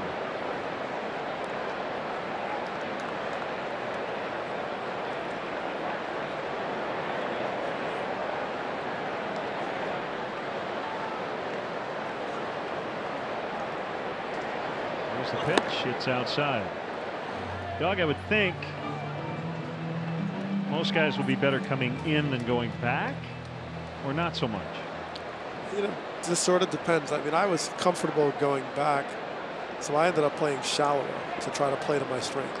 Try to turn as many balls into going back as possible.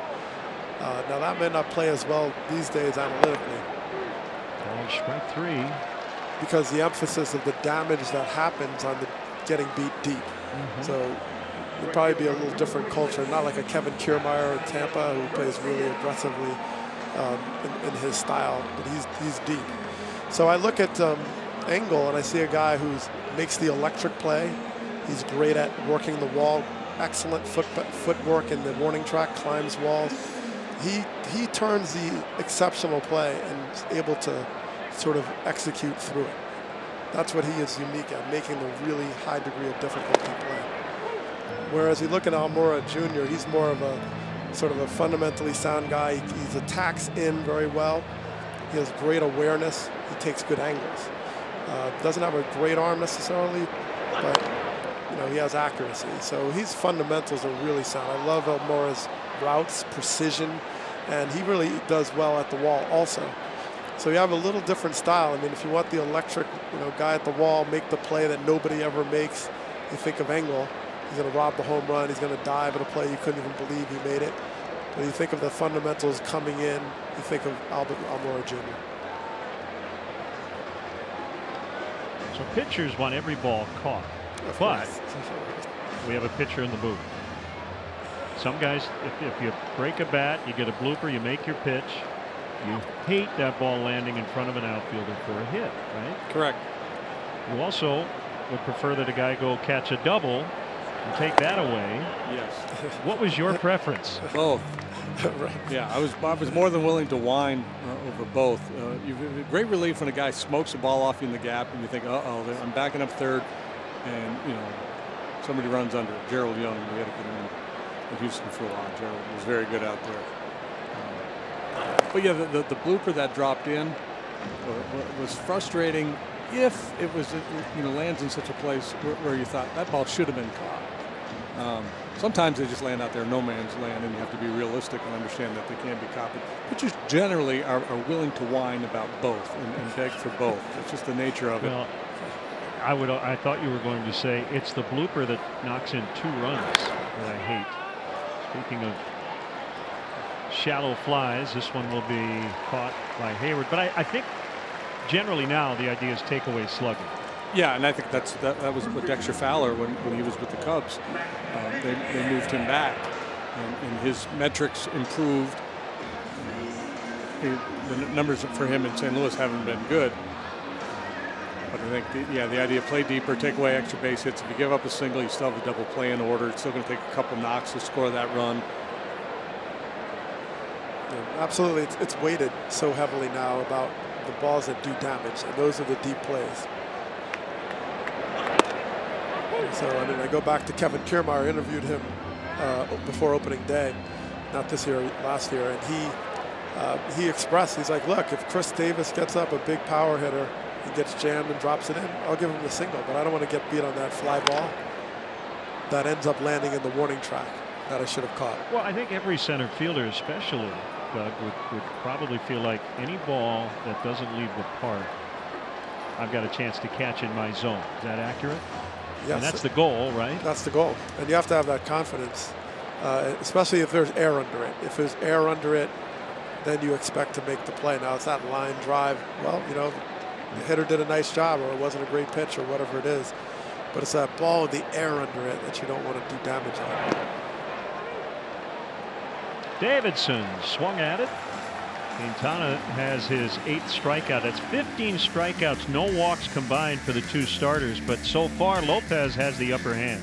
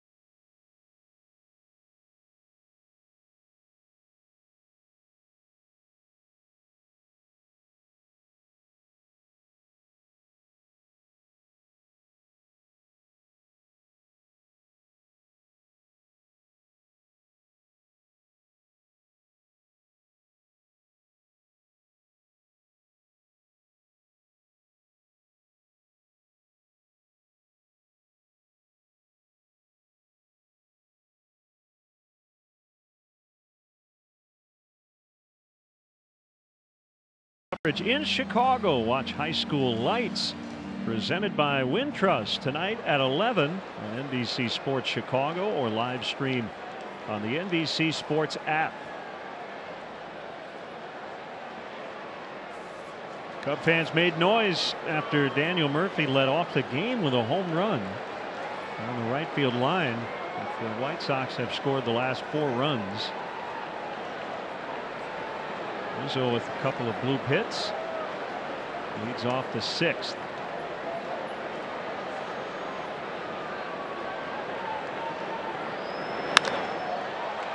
Hit this one too well, all the way to Garcia.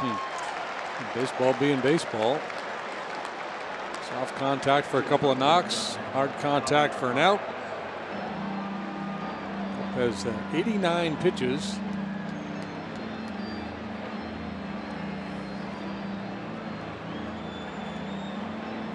Normally associate a well-pitched game with a lot of first pitch strikes, but that really hasn't been the case for Lopez here today. Early on, he got behind just about everybody. He was able to settle in and has worked around a few base runners. Yeah, that 98-mile-an-hour heater will help you come back too when you're down in the count.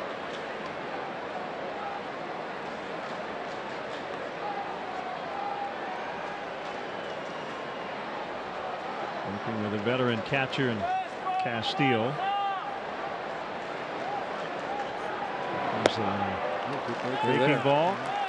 0-2. I mentioned Don Cooper teaching him the slider, and he credits Cooper with just improving his game mentally. Confident, and you can see his body language too. He doesn't stray from the rubber very far, gets the ball back, he's on the rubber,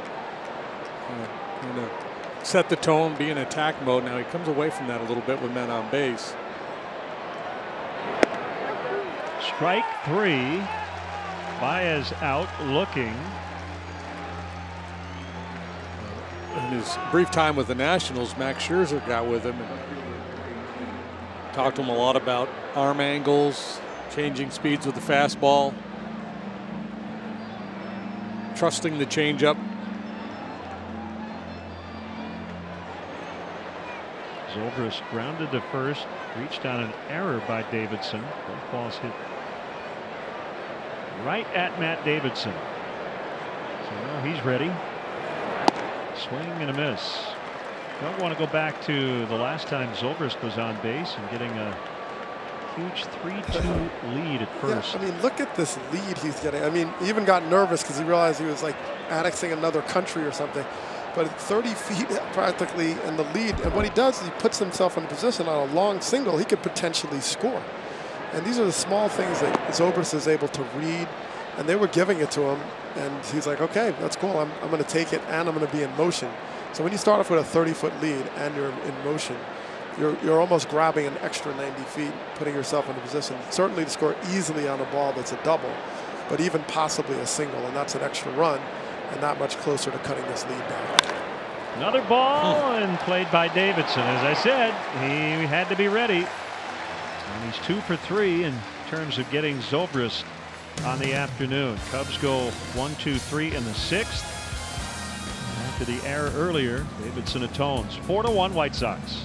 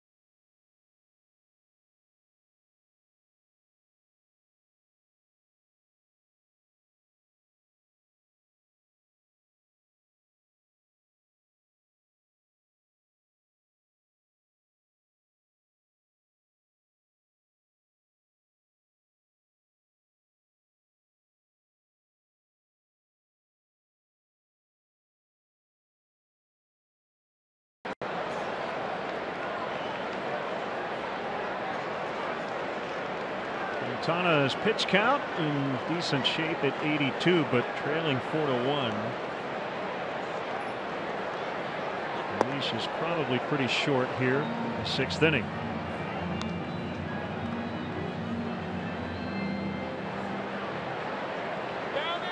With a 14-man bullpen, you're not asking Quintana just to give you innings.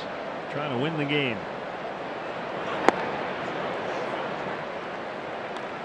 2-0. Looks like Garcia. And righty up there as well, Dylan Maples. Crafty lefty and the hard-throwing righty.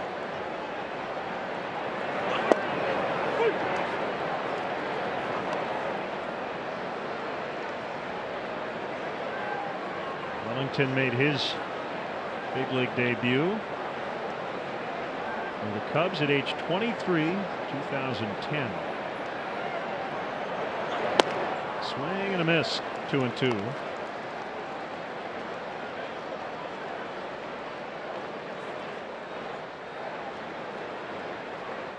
Traded him to Seattle in May of 2015.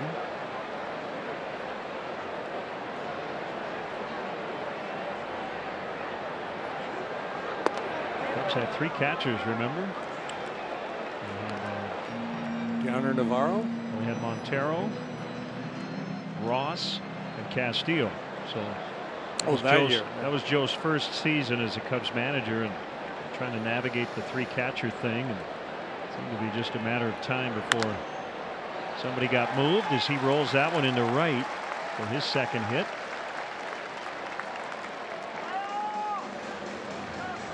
Well, after the slow curveball, it probably felt like he had him set up, but Castillo spoiled it for him. The Newborn Fan Club is the perfect gift for parents of new Cubs to showcase what it means to be a Cub for life.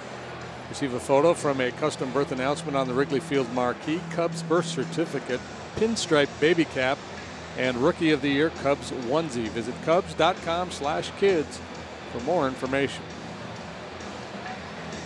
Just as we were talking about, action in the bullpen. And Joel comes out and he'll make the change. So Quintana will leave trailing 4-1 in his return to Guaranteed Rate Field. We'll be back in a moment.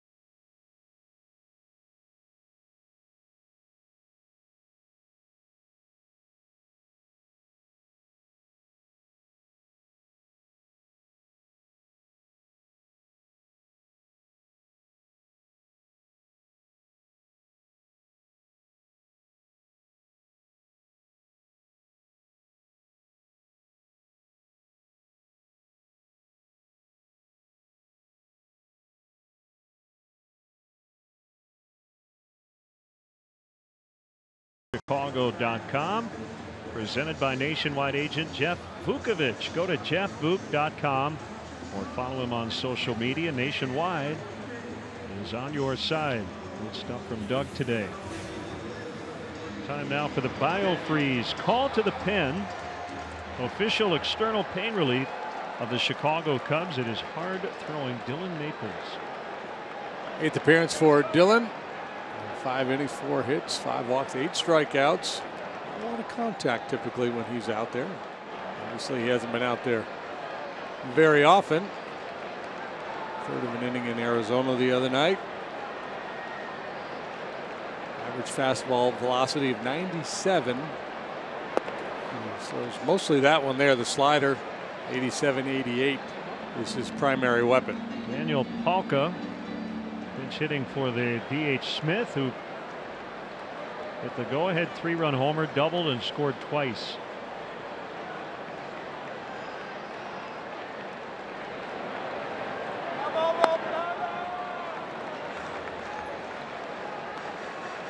Palka has the White Sox left-handed hitting rookie record, 26 home runs.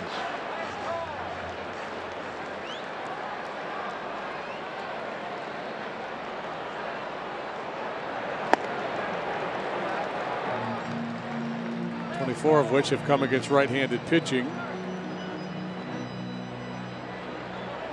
His 26 home runs leads their club. This is a matchup that I'm sure Joe knew he was likely to get when he brought Maples in for Quintana. He's homered 4 times in the last 4 games.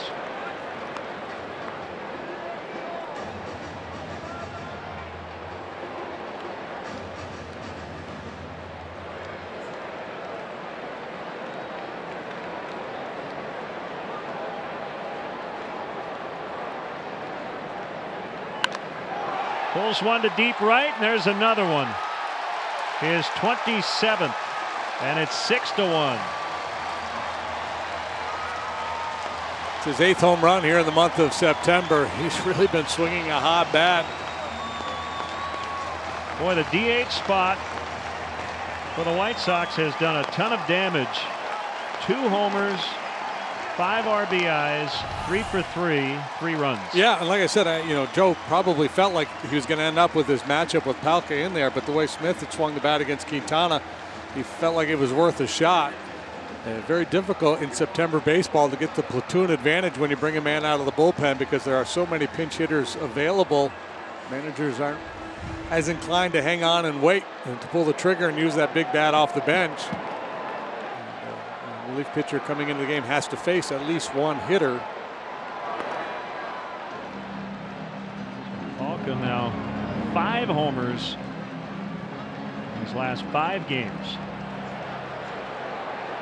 Top 3 in the batting order for the White Sox today are 0 for 9. Top 4, 1 for 12, but it's 5th spot on down where all the damage has happened. Everybody has a hit from Davidson on down. Kata running left-handed, a stronger side for him. 2-1 the count.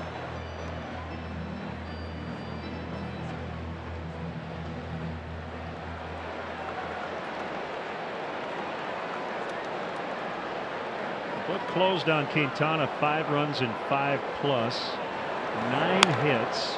That's a base hit. Number 11 for the White Sox today.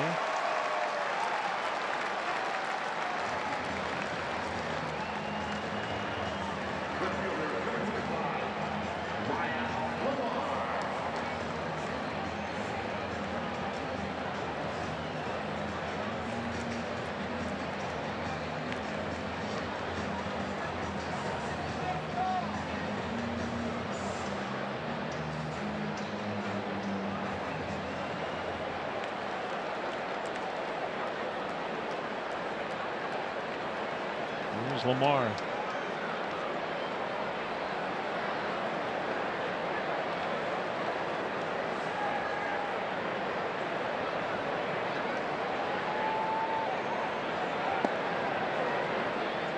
Lamar has 2 career home runs.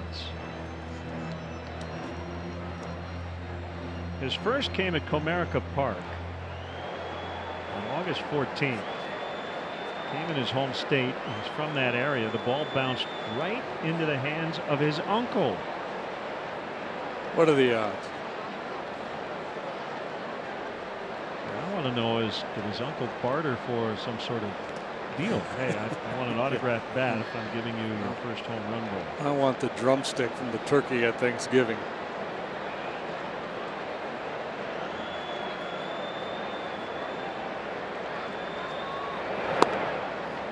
Should have been teammates with Chase Headley. just beat him with a punch. So they say he's a heady player. Headley came up with the Reds. I don't remember him with the Reds. 2015, 21 ball games for Cincinnati. Reds, Red Sox, A's, Twins, White Sox. Been very nomadic over the last 3 seasons. This ball gets past Caratini, and Moncada able to advance. Yeah, I talked about Dillon and the heavy slider usage. It's because he has a very hard time commanding the fastball. This time the slider gets away from him. He usually keeps his pitch fairly close to the strike zone. And he is blessed with a big right arm. He's able to get all kinds of great spin on that breaking pitch.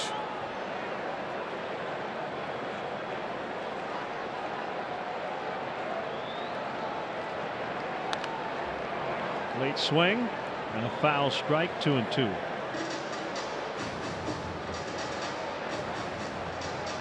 Quintana pitching today. John Lester pushed back a day, so they swapped spots in the rotation.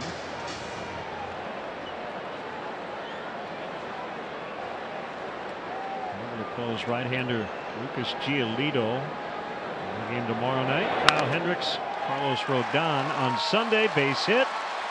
Hayward picks it up. Throw goes to second as Moncada scores. And the White Sox busted it wide open at 7-1. They put 5 consecutive hits together back in the 2nd inning, including the Smith home run. Now it's 4 in a row, one of which is the Palka 2-run homer. Joe Maddon's going to make another pitching change here, and no doubt a lot of Brewers in Pittsburgh taking batting practice, paying attention to the out-of-town board. 4 consecutive hits in the 6th. They had 5 straight in the 2nd. And another pitching change from the south side. It's the White Sox 7 and the Cubs 1.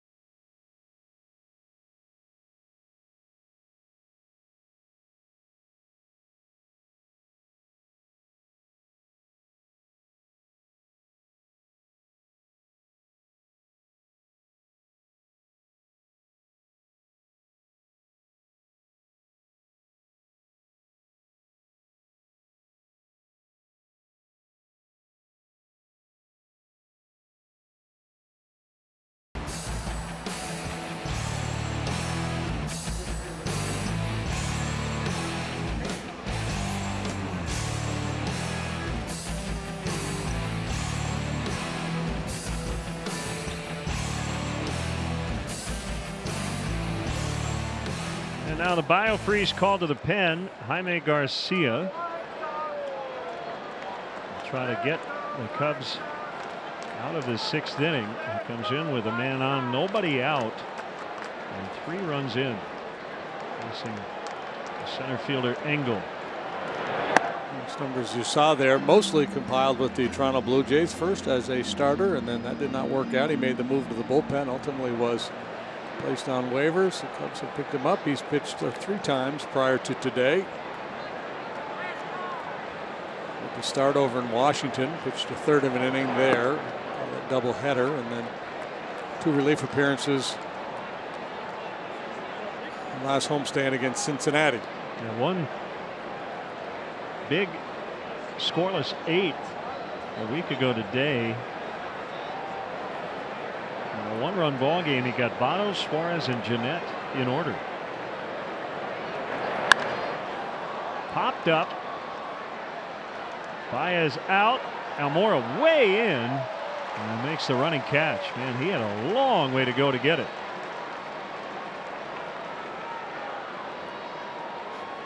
Yeah, there were 3 in play there. Zobus was coming in. Baez was retreating. And we talked about Albert and his ability to come in on balls. And put to the test here. Javi, let's turn around. I don't know if he didn't see it real well or just assumed that Almora was going to be able to run under it. And he did.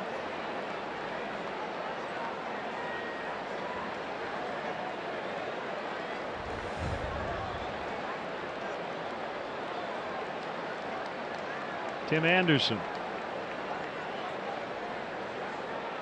The incoming option always better than the outgoing option.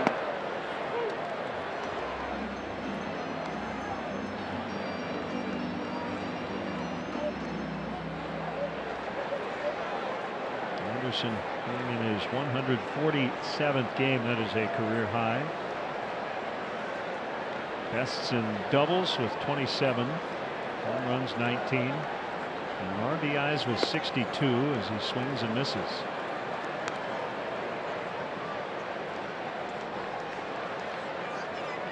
.26 stolen bases. A career high.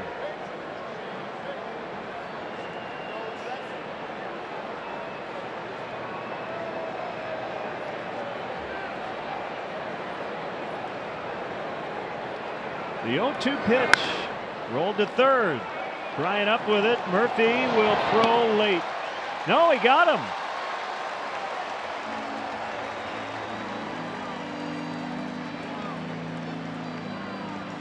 Everyone's waiting around here. The inning should be over, right? That's a double play. Yeah, he was ruled out. I think everybody in the field thinks he's safe, so they're waiting for Ricky to challenge his play.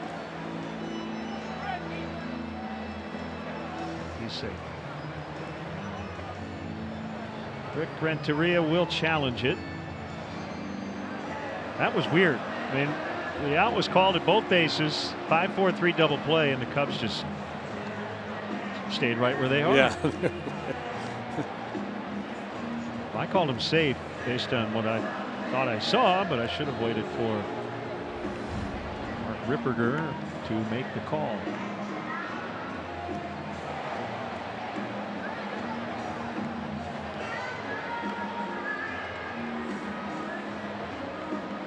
You know, there are points where you do wonder, why do we have to go through this ritual when everyone on the field thinks he's safe? Will we ever get to a point where a team will go, we're good, he beat it? Kind of like you did not. when you were kids on the playground, Yeah. where you just kind of discuss it. You guys think, yeah, he was safe. Let's go. We're good with it. Keeps looking closer and closer on every replay. Kind of like a golfer conceding a putt in match play. Yeah, I don't know. You know, it was close. Again, in real time, it looked safe, but it may not be enough to overturn here. Remember, the old rule was the ball had to be in the back of the glove, and that's awfully difficult to determine.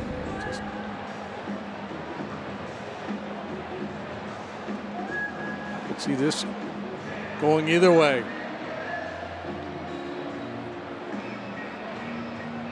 On 55-45 that they're going to overturn.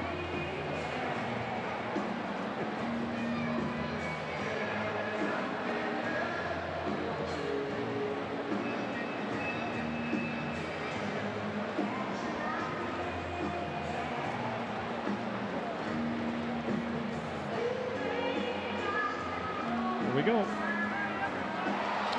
There you go. Unbelievable. Yeah. As I said, every replay they showed, it kept looking closer and closer. And it is a 5-4-3 double play. Glad to be wrong on that one. 7-1 after 6.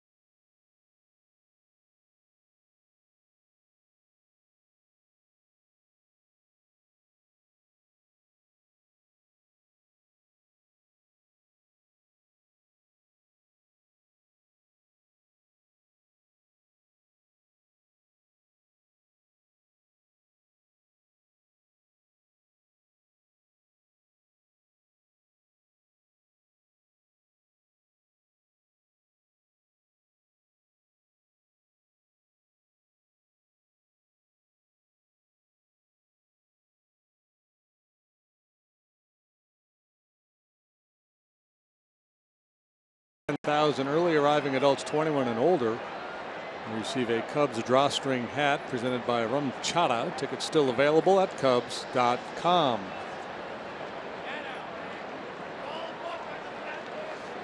A lot of work to do. Trailing 7-1.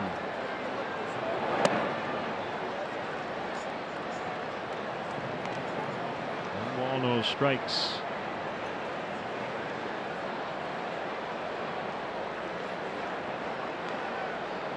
Lopez to Hayward. Outside corner. It speaks to how good this kid's stuff is. He's pitched a 1-run ball here on 4 hits as we start the 7th inning, and I don't think he would tell you that he was really sharp here today.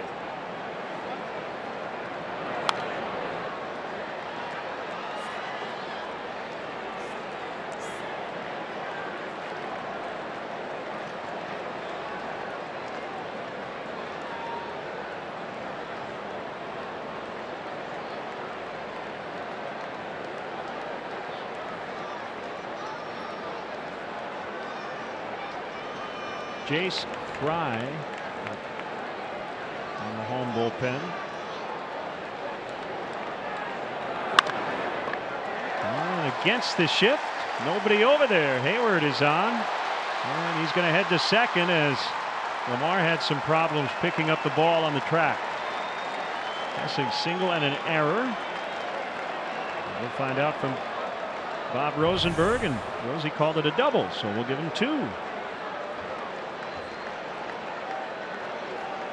Looked like that was the intent there as Hayward waited back and just got on top of that high fastball and punched it down the third base line.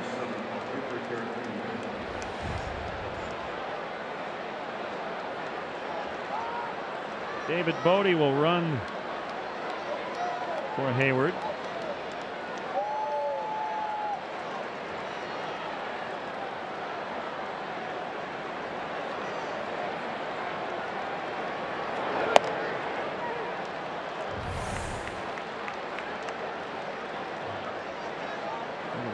Spun it back fair.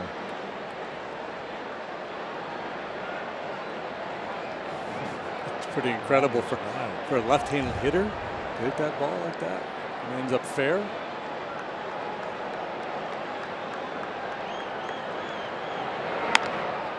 Some kind of a wizard or something. Anderson makes the catch.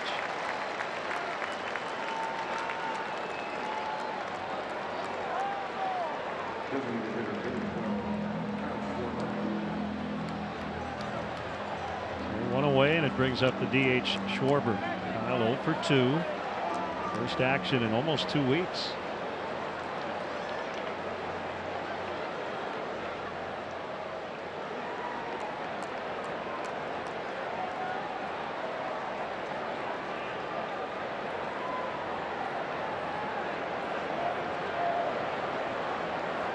Here's the pitch. It's outside.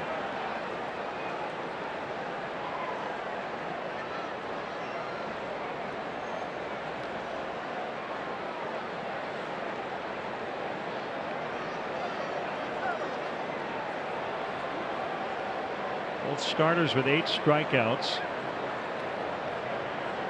Quintana in 5+. Lopez still working here in the 7th.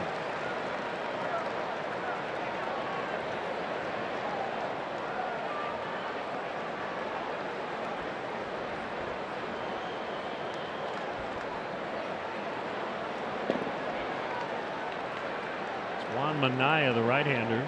3 times Lopez has hit double digits in strikeouts in his career. Crack that roller. Davidson will take it to the bag.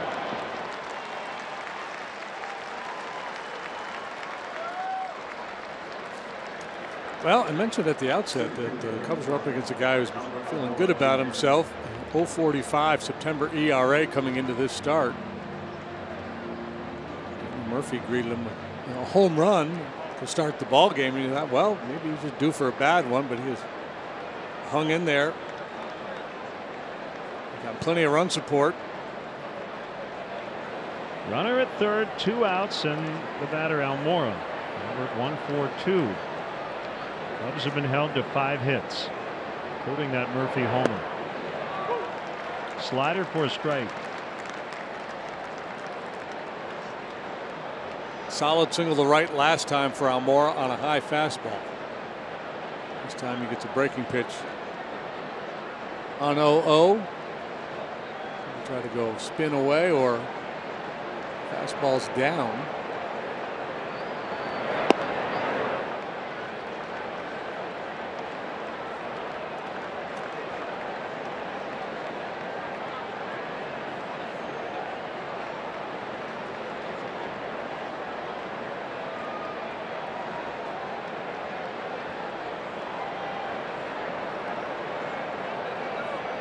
Cubs went into Wednesday night's finale in Arizona, having won 5 of 6. They were shut out 9-0 on 1 hit.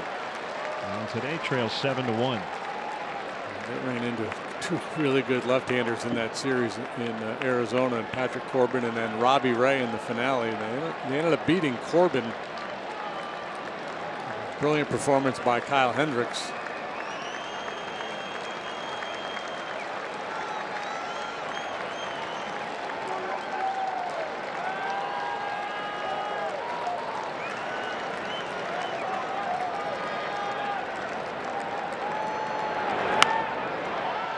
Popped up behind the mound. Lopez with a nice back pedal. That could have been treacherous. He's got feet like Jim DeShays. He's a cat. And it's still 7-1 White Sox as we stretch on the south side.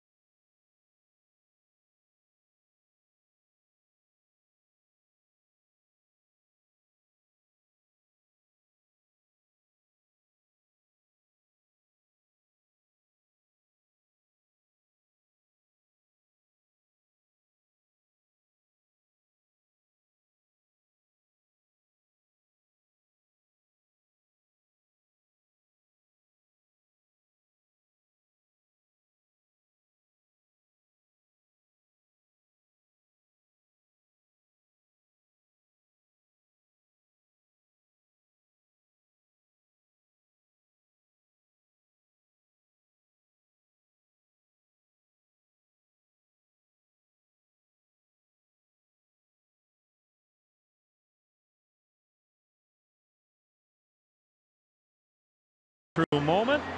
Hawk Harrelson in his final series as the TV voice of the White Sox, enjoying today's 7th inning stretch.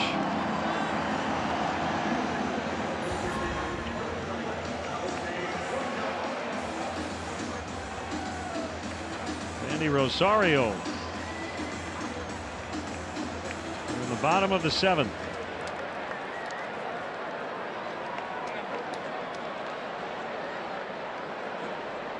Now in right. Bodie at third. And Jason Hayward out of the game.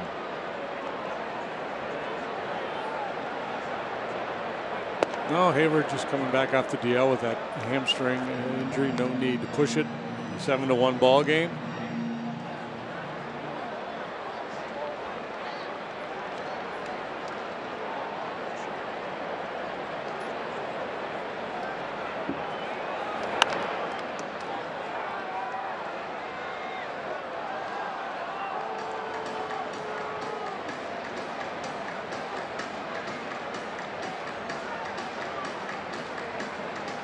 Trevor Bauer's back in action. He's going to make a start for the Indians tonight against Chris Sale and the Red Sox. I believe suffered a broken bone against the White Sox, right? Comebacker. Swing and a I miss. know he'd been out for a while. And I had read that they thought the Indians thought that maybe they would use him out of the bullpen during the postseason, but who knows? Maybe he'll fight his way into the rotation. Here are the probables that matter in the NL Central. Nova's been throwing the ball well lately. He's up against Luis Chassin and Bumgarner Gant. We'll get after it in St. Louis. Fair ball into the left field corner. Jose Rondon, after 3 strikeouts against the starter Quintana, with a leadoff double here in the 7th versus Rosario.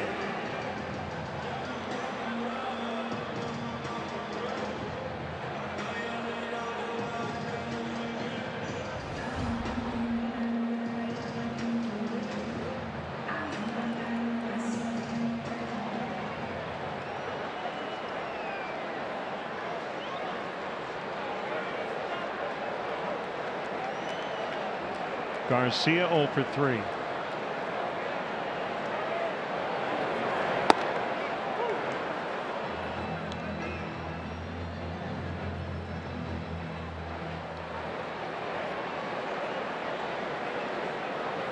So the Cubs note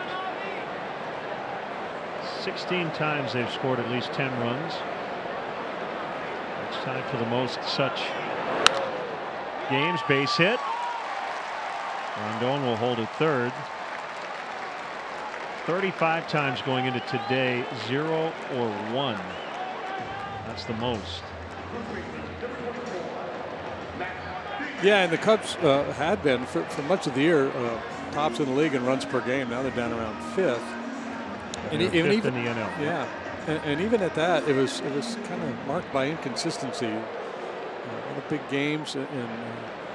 Especially when you compare it to the other contending teams, just not enough games of consistent 4, 5, 6 runs. I mean, I shouldn't say not enough. It has been enough. They're probably going to win this division, but you'd like to see a little more consistency out of the lineup. Davidson swings through. Cutter at 87, 0-1. That's got a little Jeff Kent look working with the mustache, doesn't it? Yeah. In stature as well.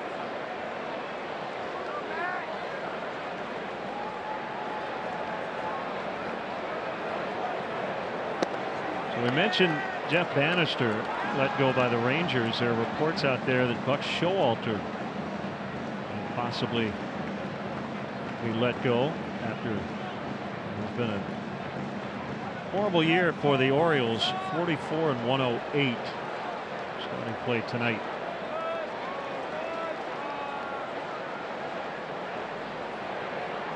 No resolution on Jim Riggleman. Sounds like they're going to go into the offseason in Cincinnati and interview a bunch of people. He would, I assume, be on that list as well, but no guarantees. That was a stated goal when they fired Brian Price and named Jimmy as the interim, that they would do a search in the offseason, do their due diligence, and he will be considered, and I think he is very well regarded in their organizations. I think he would have a leg up on it, but no guarantees. Look around some other spots. The Giants are going to finish under 500. Barring some sort of huge overhaul, I would imagine Bruce Bochy would be back.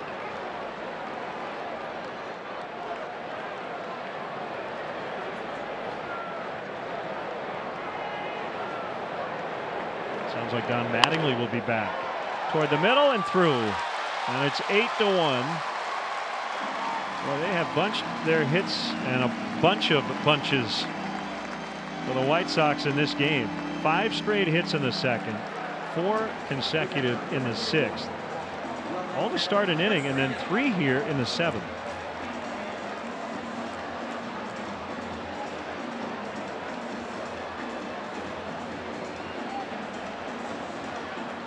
Mattingly has another year on his contract, and Derek Jeter the other day said, yeah, he's under contract. Not exactly a ringing endorsement.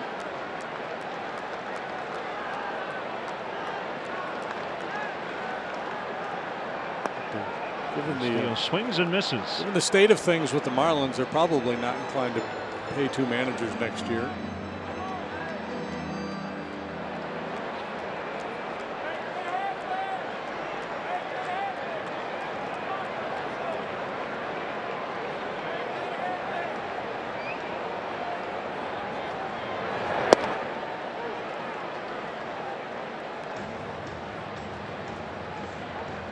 Mike Schilt already has a multi-year contract, so his interim tag was removed.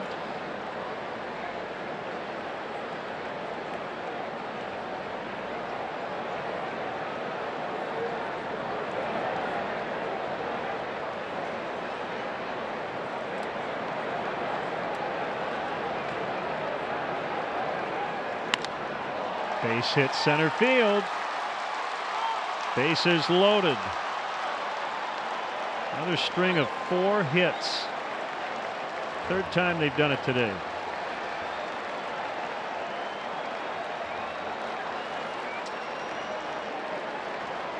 So a visit to the mound by Jim Hickey, former White Sox minor league pitcher. Hey Cub fans, Advocate Healthcare has all your bases covered with over 400 locations and 6,300 top doctors. Book your same-day appointment at advocatehealth.com. Yeah, this is bizarre. The way they've been able to string their hits together. Not that that's a skill that you're able to do it. It's just that they've done it. Yep. For reports, John Gibbons might not return next year. I think that's almost a slam dunk. So there could be 4 or 5 managerial openings in the offseason. Who's the next guy? Who's your next fresh face who hasn't managed? I guess we need to find out who's going to retire as a player, right? Recently retired Rossi. Candidate. Give David Ross a job. Palka hit a 2-run homer off Dylan Maples, pinch hitting for Smith. Now he is the DH.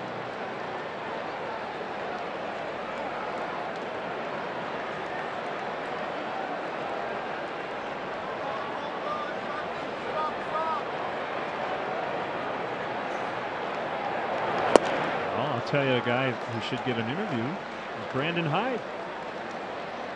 Yeah. Going to have his bench coach. Has a great reputation.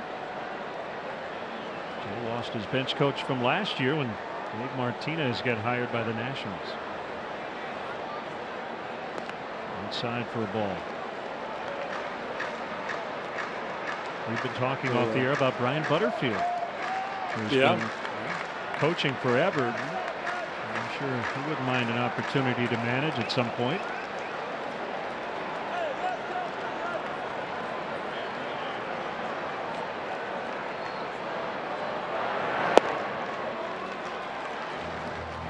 Two and two. Does Joe Girardi end up somewhere next year? You know, when they first fired Mike Matheny in St. Louis, that's where all the speculation was, whether Joe Girardi, Peoria. Be a good fit, all that experience, championship pedigree. Palka strikes out. That's the first out here in the 7th.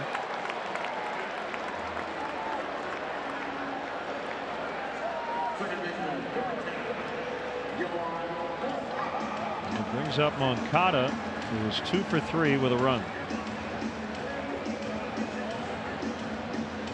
8-1 White Sox here in the 7th.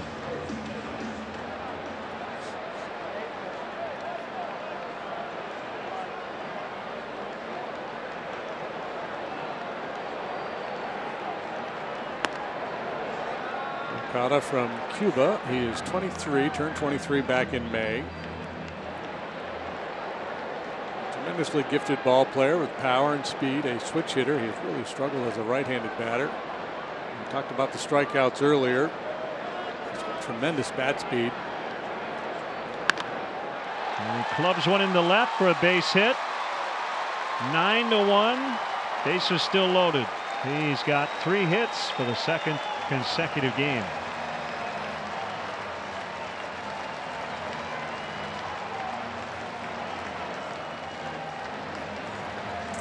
Yeah, I mean, we talked earlier about the White Sox lineup of being a team that they strike out a lot and don't walk very much. I think you can be around and in the zone too often against a club like this. You got to make sure you give them an opportunity to get themselves out with the chase. Another pitching change. All White Sox here in the opener.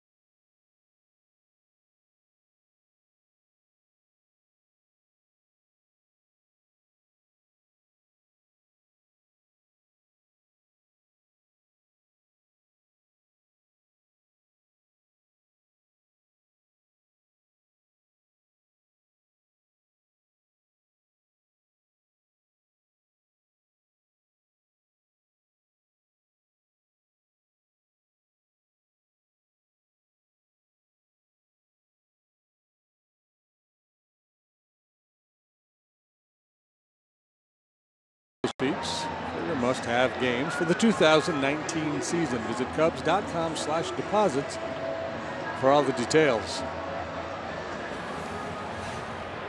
BioFreeze call to the pen. James Norwood enters a mighty jam. This is like driving on the Kennedy right about now. Bases loaded, 1 out. Friday evening at 5:47. Yeah, a lot of That's traffic. what this is like.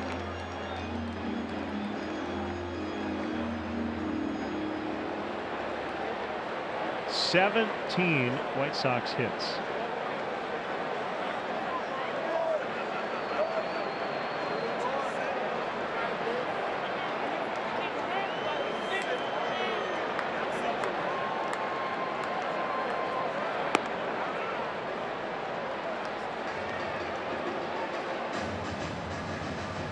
He's had a big day. Lamar, 3 out of 3, a double, a couple of singles.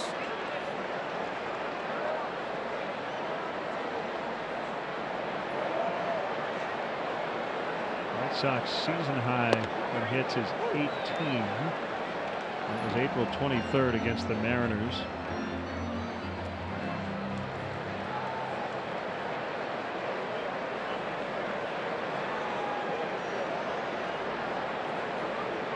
Contact has been punished.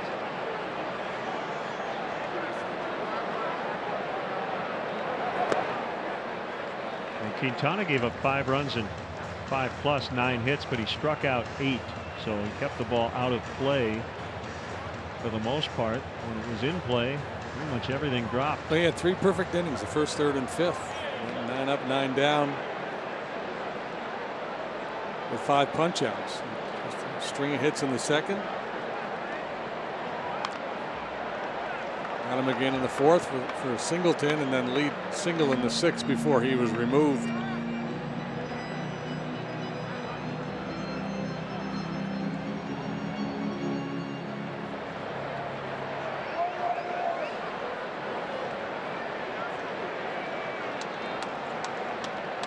Quintana's ERA jumped up above 4. Gotten it down to 3.95, sits at 4.11 now. That's a good swing on a fastball away. Maples charged with a couple of runs on 3 hits, did not retire a batter. Garcia, a scoreless inning. Rosario's been nicked up for a couple in a third of an inning.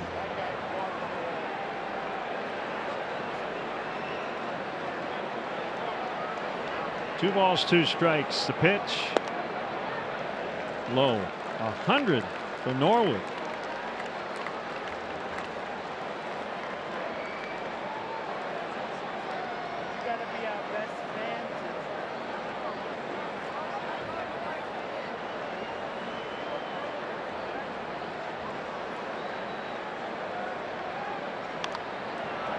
We'll try it again.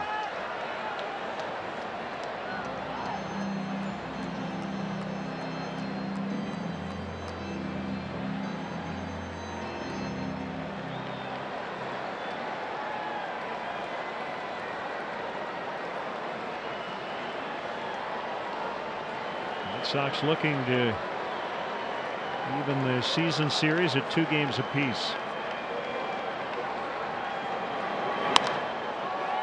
A fly to right. Bryant will make the catch. And heading home and scoring is Davidson. It's a 10-1 ball game. Second RBI, third RBI for Lamar.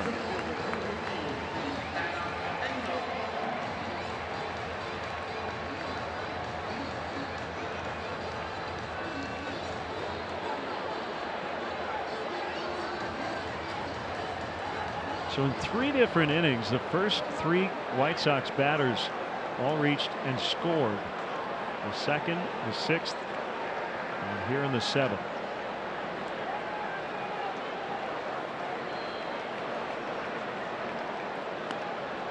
Engel takes wide.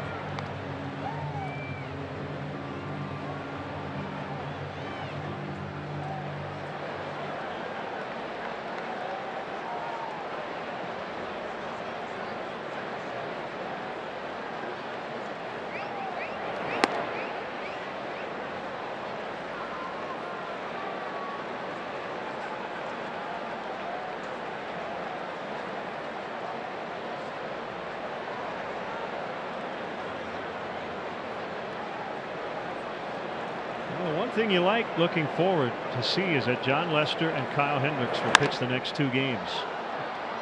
Those guys have been in a really nice groove. As Almora makes the grab.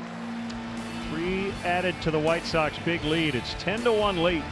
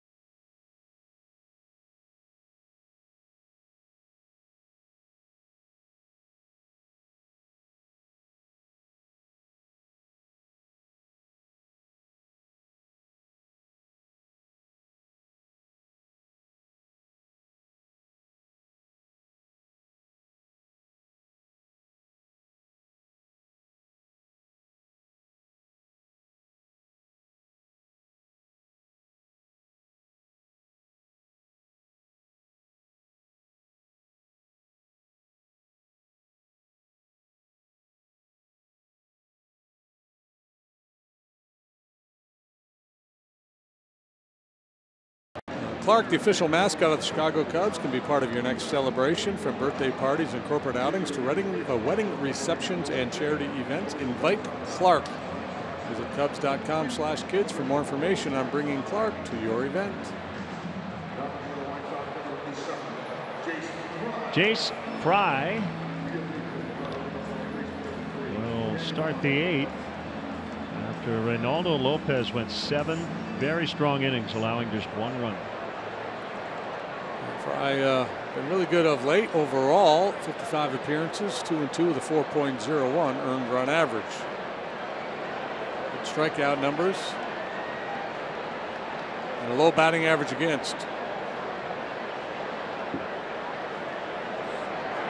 Murphy supplying the lone Cubs run with that leadoff homer.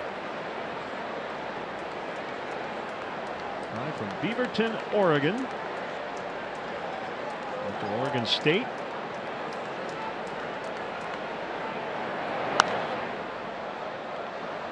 And 2. Michael Conforto, Oregon State product. Jacoby Ellsbury as well.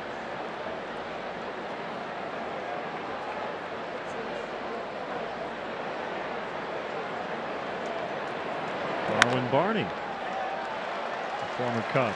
Murphy with a leadoff single.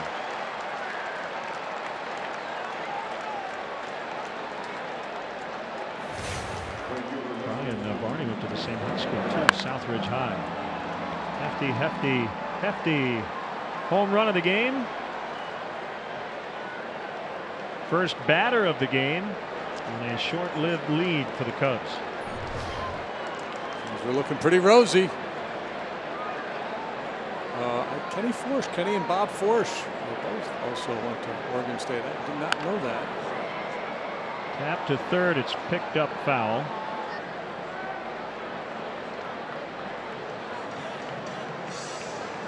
Forsch never made an all-star team. That's surprising. A couple no-hitters as we take a deep dive into Baseball Reference. We contemplate major league players who attended Oregon State University. I'll go in another direction. The White Sox at one time had a left-hander, Dennis Cook. Fry Cook. They had Fry and Cook in the same bullpen. Well, they got Byrne Hamilton out there now. And Jason Grilly.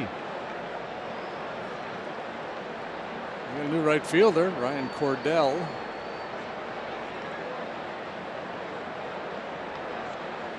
What about a matchup between Jace Fry and Bake McBride?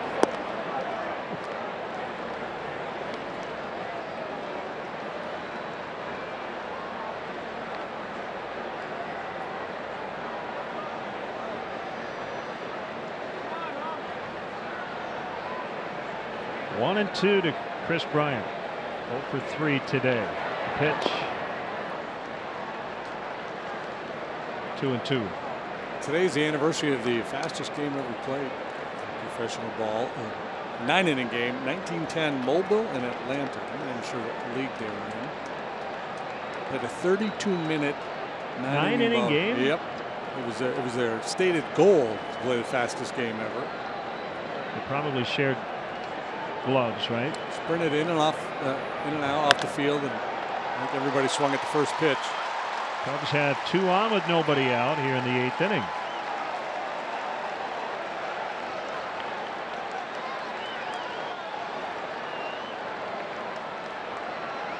I wonder if fans demanded their money back after that. I wonder what the mindset was of the fan in 1910. 1910, a minor league game? Yeah, it was Mobile in Atlanta. Mobile Seagulls.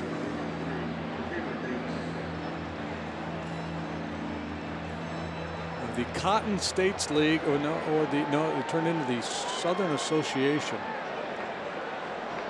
They beat the Atlanta Crackers. Crackers are famous because that's what Ernie Harwell worked for before he was traded. Or Cliff Dapper, a catcher, traded to Brooklyn.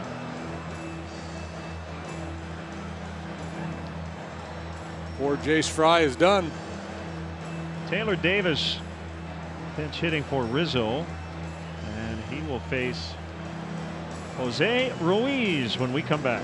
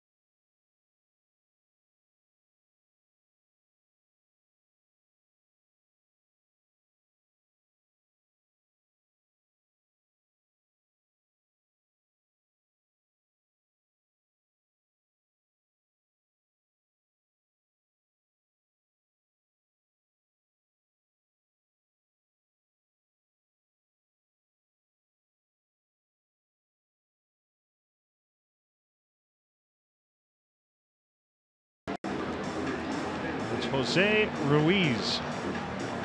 Rookie right-hander has appeared in just 4 ball games so far. It's an A ball and double A this year.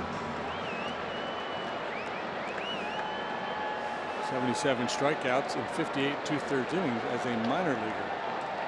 And a 307 earned run average. He's just 23 years of age. From Venezuela. Made one appearance with the Padres last year. Facing pinch hitter Taylor Davis. And it's a strike.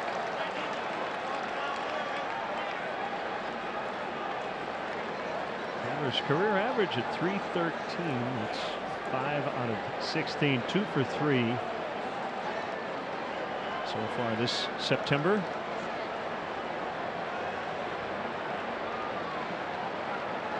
And the pitch, swing and a miss.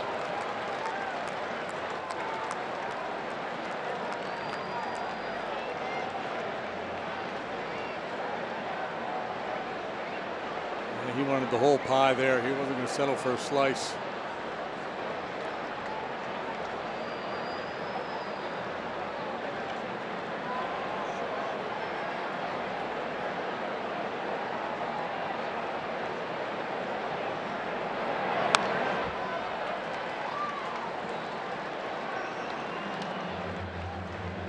Congrats to our very good friend Jaime Herrín, the Dodgers Hall of Fame Spanish-speaking broadcaster. He will be inducted into the Dodger Ring of Honor tonight. And he has agreed to a 2-year contract extension. This is his 60th season with the Dodgers. Davis strikes out. That's the first out here in the Cubs' 8th. Congratulations, Jaime Herrín. Yeah, what a gentleman he is. What a great guy. He started in 1959, second year in LA for the Dodgers. Turned 83 this December. Still going strong. Dodger fans well taken care of over the many years with Vin Scully and Jaime.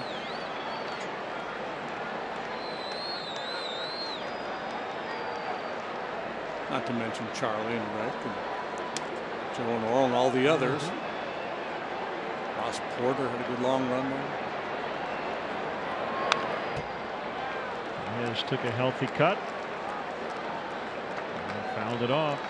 Smell that burning wood. Smell that burning wood.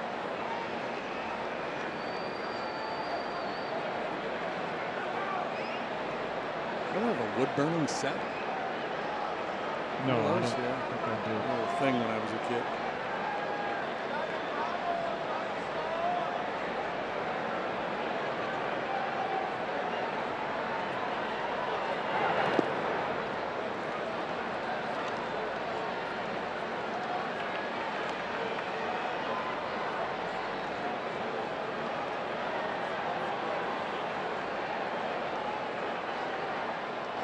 One ball, one strike on him. Back-to-back hits to start the frame from Murphy and Bryant.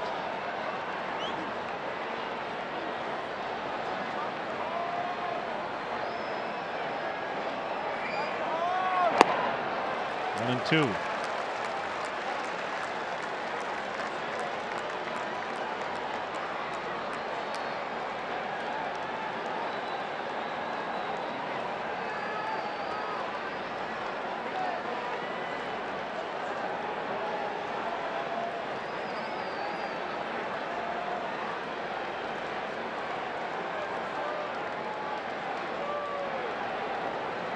Pause at the set, and it's hit in the air to right, and it's going to be caught right on the foul line by Cordell, and Murphy will tag and end up at third.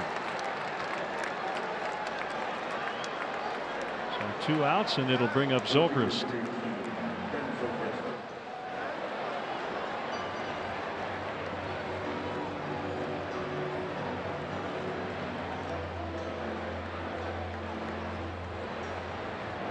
You know Don Welke? I don't believe so. I don't think I did either, but know the name. Vice president of scouting for the Padres, passed away earlier this week at 75. in the game for more than 50 years. For a lot of big league teams. So an outpouring of support on Twitter after he passed away. He was directly involved. He was with the Rangers at signing and acquiring Adrian Beltre, Elvis Andrews, helped sign Dave Stieb, John Olerud, Pat Henkin with the Blue Jays.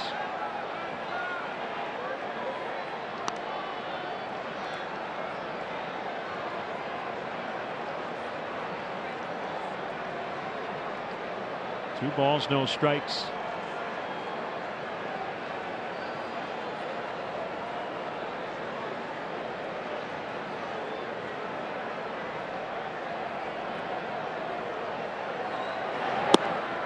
Three and 0 now on Zobrist.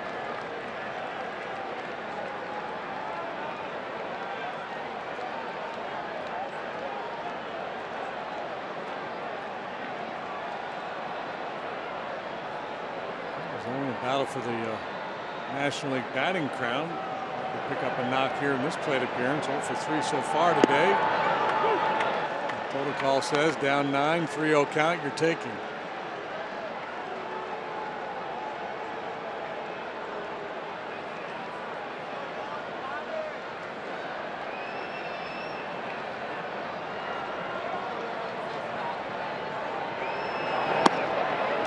And that loads the bases. And that is also the first walk of the ball game.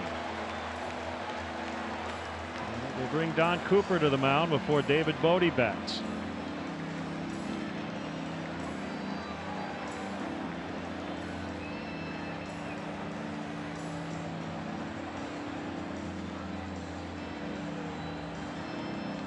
Tomorrow will be starting game 2 right around this time. Be John Lester for the Cubs, Lucas Giolito pitch for the White Sox.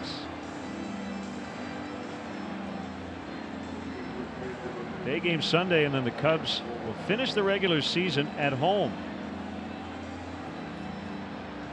Giolito got off to a very rough start. The number's still not good with an ERA approaching 6, but better of late.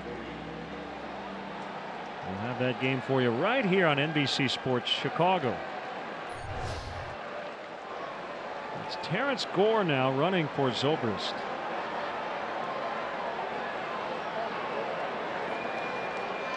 All right, David, hit one in the gap and we can watch Terrence run. It's be fun to watch. He can really fly. Bodie entered as a pinch runner in the 7th. He's now playing 3rd. And that one gets by. Here comes Murphy. He scores. It's 10-2.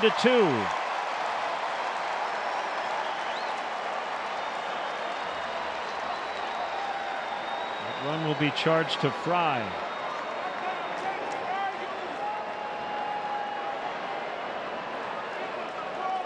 Probably not what Don Cooper had in mind when he went out to the mound.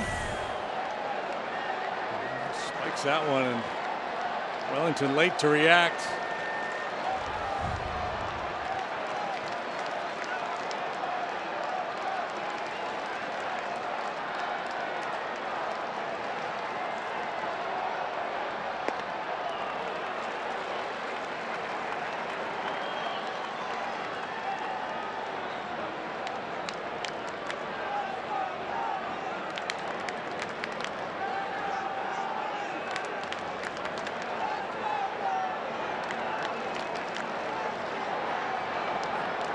One ball, one strike on Bodie.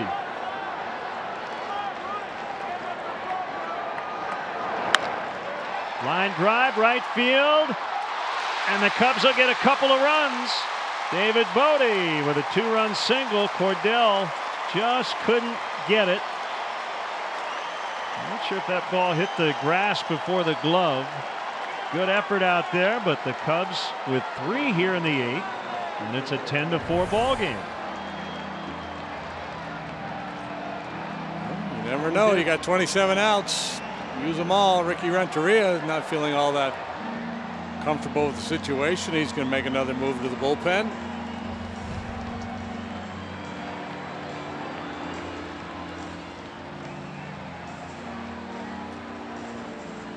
Pitching change. 3 in. We'll be back.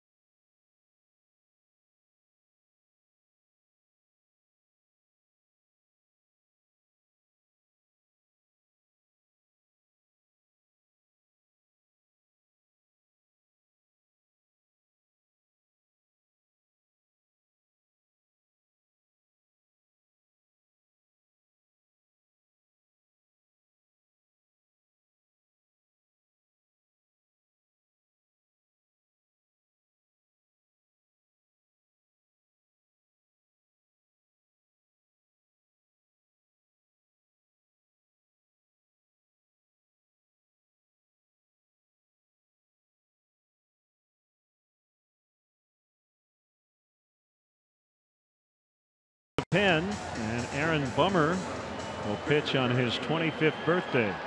And Bummer is pitching for the 34th time. No wins or loss and an ERA of 4.91. Things have not gone well for him of late.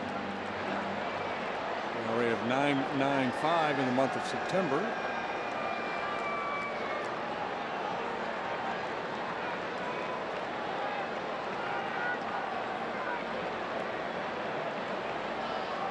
Bodie at first after knocking it a pair.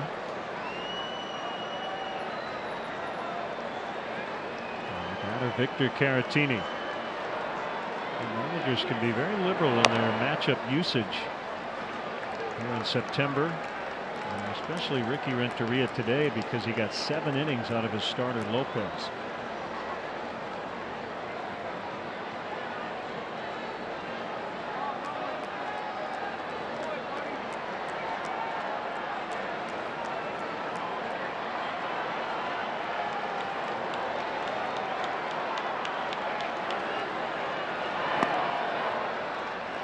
One and one.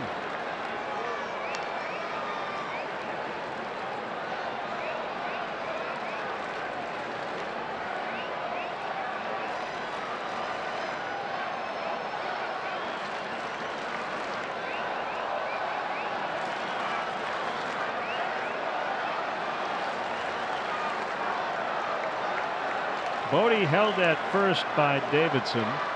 Here's the pitch. 2-1.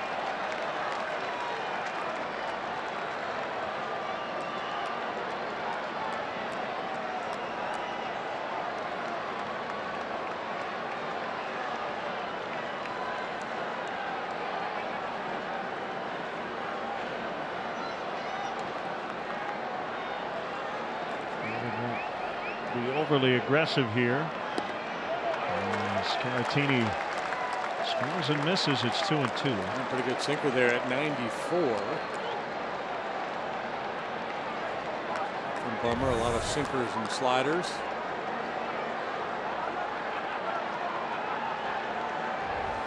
Pirates striking first in the bottom of the first, 1-0 over Milwaukee.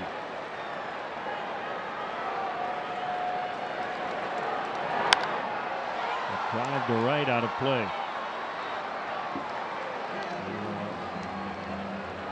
Brewers, I believe, got swept here earlier this season.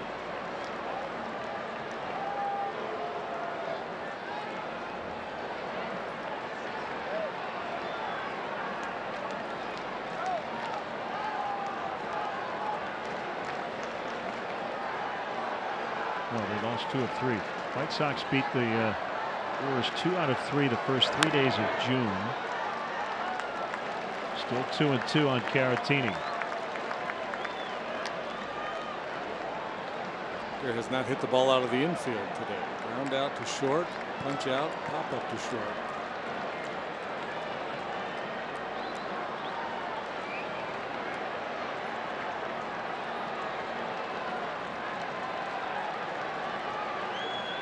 Another 2-2 try from Bummer, and he's filled it up. 3-2.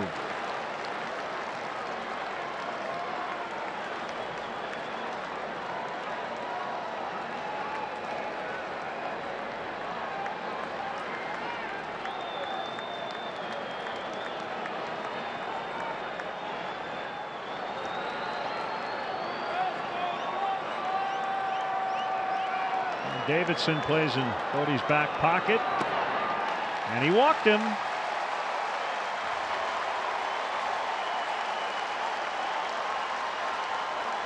Couple singles to get this inning started, then 2 quick outs, walk, single, walk. White Sox having a hard time finishing the Cubs off here, which should be an easy end of this ball game for them. Ricky Renteria, no doubt, experiencing a little stress over there in the home dugout as the Cub fans don the rally caps.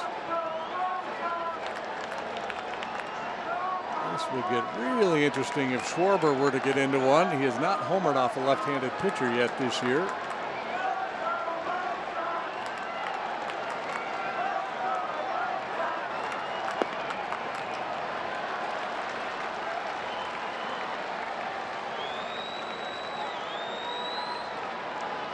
Mora's on deck.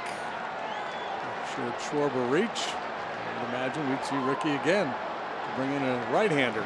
He's used 3 pitchers already here in the 8th. Center cut.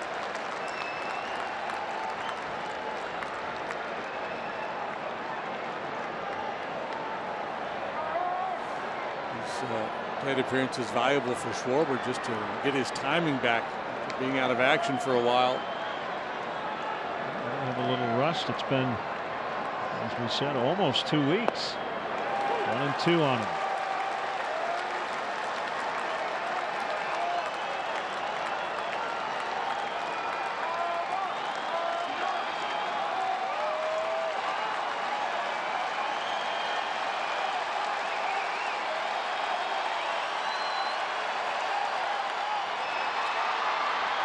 That will hold up for Cordell. The Cubs get 3. It's still trailed by a bunch as we go to the bottom of the 8th. It's 10-4 White Sox.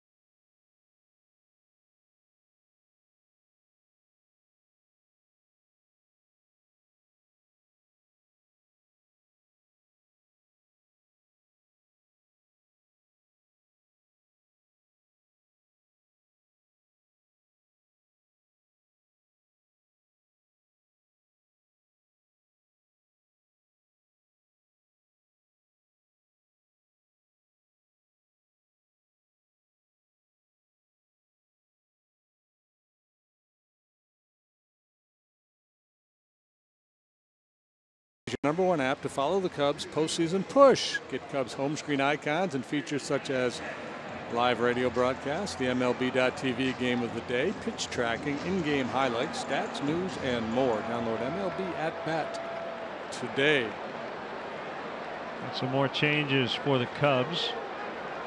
Brian Dunsing's first pitch to Tim Anderson is fouled on the ground. The numbers for Brian.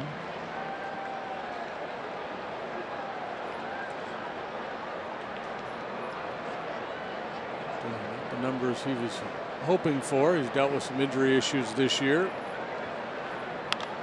Bounce to the new third baseman, Ian Happ. Long throw, and Taylor Davis just can't dig it out of the dirt. Bodie now playing short as well.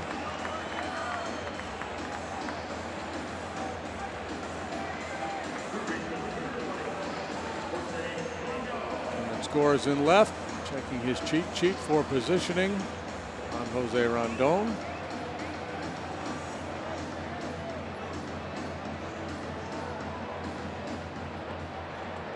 Anderson gets an infield hit. He needed it. He was 0 for 4 today, 0 for 6 last night.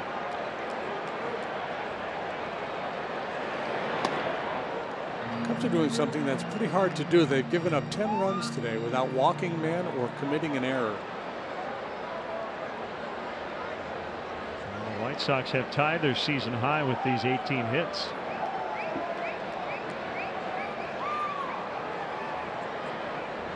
Here's the pitch. And going fouls. 1-1. Dancing follows Maples, Garcia, Rosario, and Norwood out of the Cubs bullpen. In support of Jose Quintana, who went 5 today. He struck out 8, didn't walk a man. Maples wasn't sharp. Rosario struggled.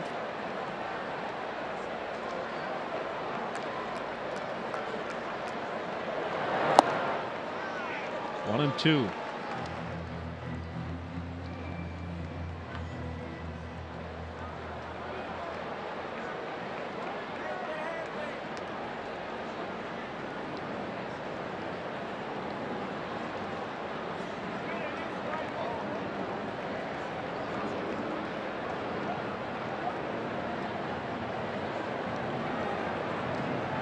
Bouncing home, and it's popped.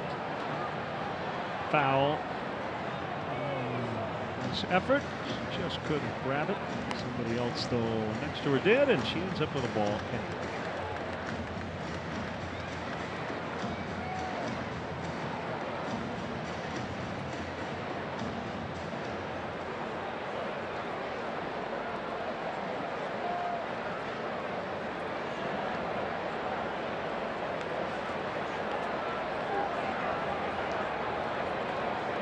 Another 1-2 and another foul.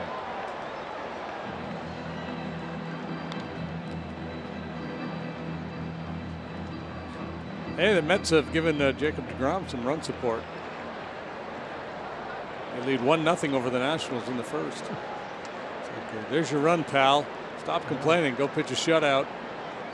deGrom out there with a 1.78 earned run average. An 8-9 one-loss record should not prevent him from winning the Cy Young Award. Being opposed by Joe Ross.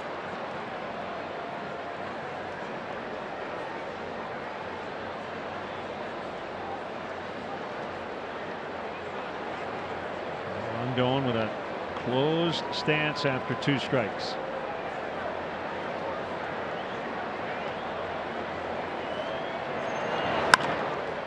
Front of it as he bounced it foul.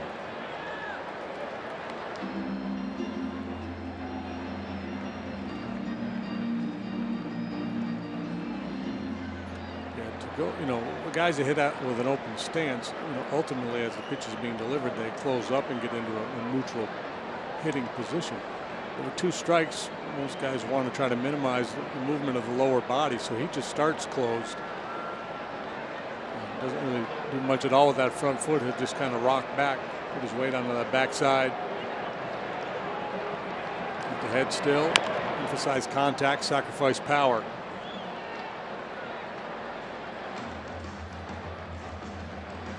And that's, I think, what a lot of people around the game are hoping to see, waiting to see hitters do with more regularity before there are 2 strikes, especially late in games against all these big arms that are coming out of the bullpen. It's tough to, use that big old leg kick and try to hit 98-mile-an-hour fastballs. I mean, obviously there are guys that are capable of it, and again, the term is sacrifice. You sacrifice power with the other approach. So the argument can be made that you don't, certain guys you don't want doing that. But this goes back to the whole Cubs philosophy this year about trying to cut down on strikeouts, move the ball, productive outs. And I think a lot of it is driven by the postseason, the ability to manufacture runs, to go first to third, hit behind the runner.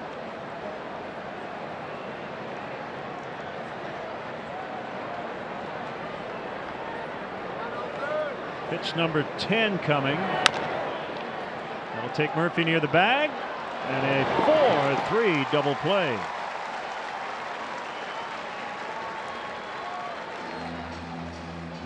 Well done. Plus, if you think about the way the postseason is being managed now, the team's going to the bullpen so much sooner. So you get 4 innings out of your starter, at least sign of trouble. Boom, they're going to the pen, and if it becomes a succession of bullpen arms that are throwing 96 to 100 miles per hour, you've got to find a way to put the ball in play a little bit more often. I mean, I guess I shouldn't say you have to. I think that's the thinking on the Cubs side. That's their strategy. You could argue, no, we're just going to tee it up and take big swings. We're going to strike out a lot, but we might run into 1 or 2 balls after a walk, and that might be where we're going to generate our offense. Ryan Cordell is 1 for 21 in the big leagues. The 1 was a home run. Baltimore on September 14th. There's his 2nd major league hit.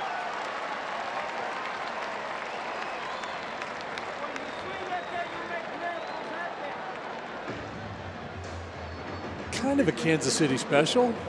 I would agree. At the end of the bat a little bit. Are you saying we have to work in some Hawkisms this weekend? I think it's only appropriate that we sprinkle a few in.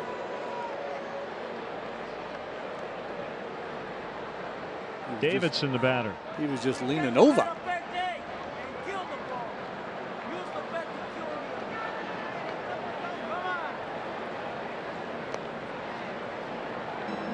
Change up low.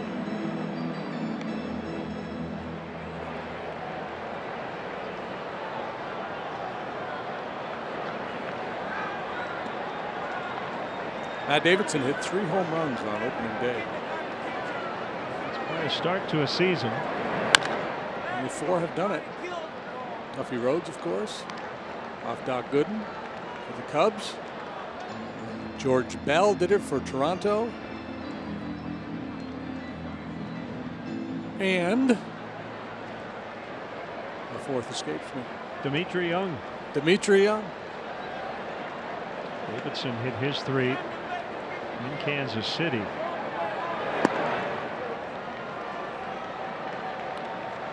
White Sox scored 14 runs in that game.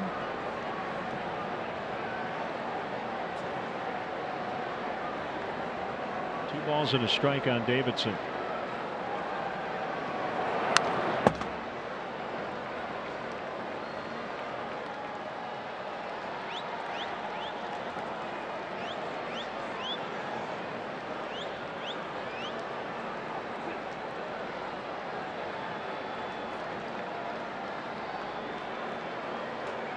Nate Jones up in the White Sox bullpen.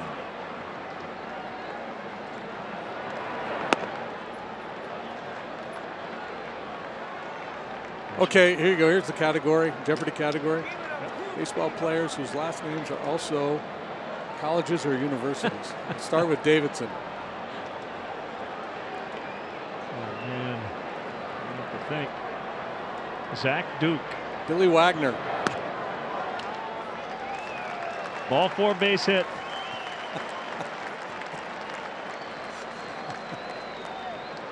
Here comes Joe. Just in the nick of time.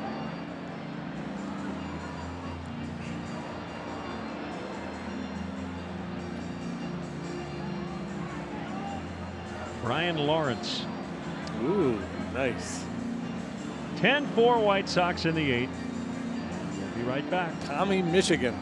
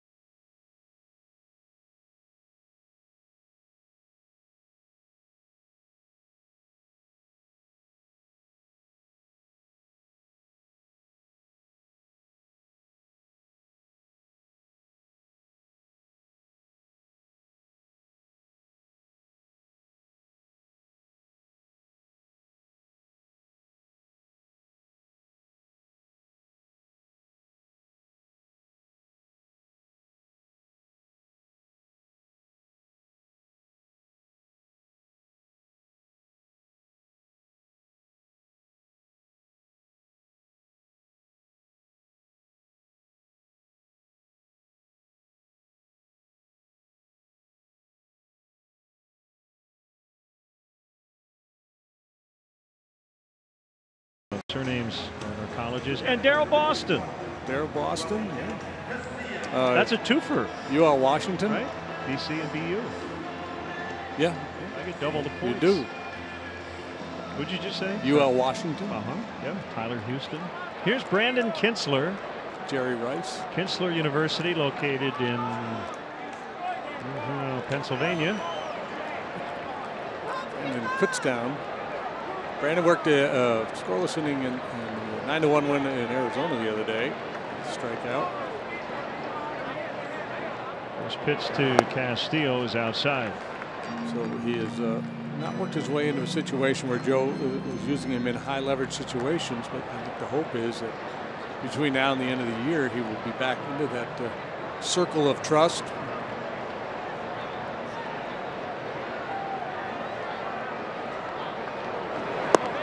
Now, if you wanted to go next level with your game, you would say big league players with a surname that is the name of a college, except for one letter. It's got to be one letter off. Ryan Cordell would fit. There you go. So it can't be the actual one. It has to be close, not quite.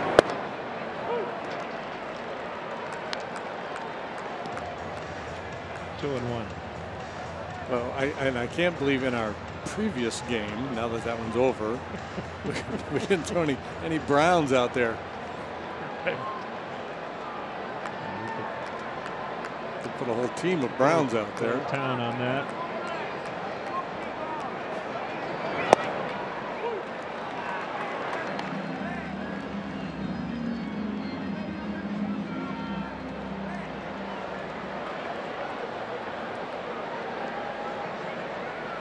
Two and two. And Castillo. Well, the sun going down, but you get to feel the coolness of the air. I think tomorrow It's going to be high cold. in the 60s tomorrow, Yeah, right? I would bring an extra jacket tomorrow, just to be on the safe side.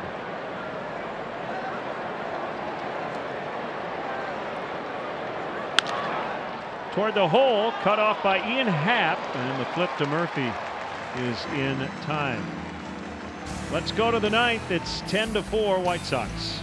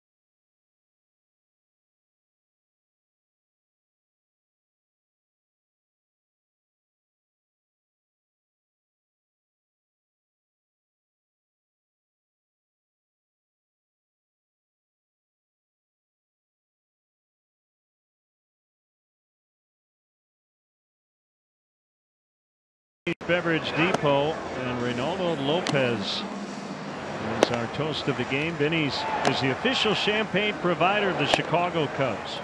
He has been on quite the roll. Had an 0.45 ERA for the month of September coming into this ball game. 7 innings of 1-run baseball today. Now Walker Man struck out 8. One right-hander appears to have turned a corner. This is a veteran right-hander, Nate Jones, on for the 31st time. 2-2 with a 2.28. A long stretch on the DL from the middle of June until the second week of September. After missing almost all of last year.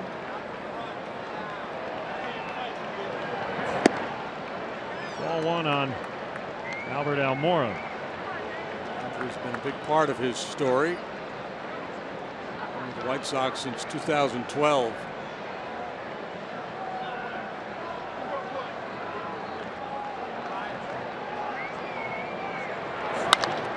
Sharply hit grounder right to Davidson. That's the first out.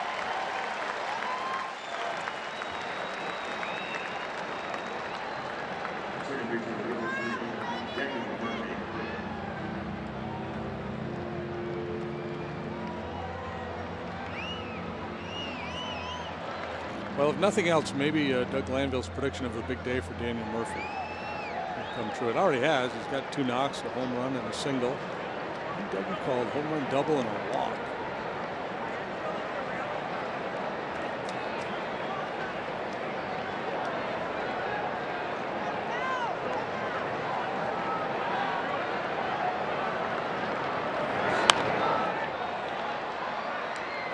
Fouled out of play. Very distinct delivery that Jones has, the way he holds the ball up high before coming home. I mentioned the arm trouble for Jones. Tommy John surgery 2014. The ulnar nerve was repositioned last year. Check swing foul. Kevin Gregg was a little bit that way, but not as pronounced, I don't think.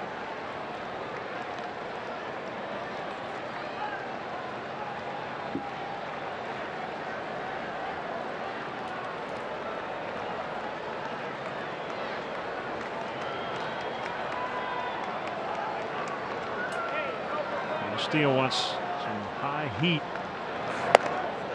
And he got both. All out of the strike zone. Healthy Jones has been good. You can see why. He throws hard. He's got a 97-mile-an-hour fastball that he likes to sink.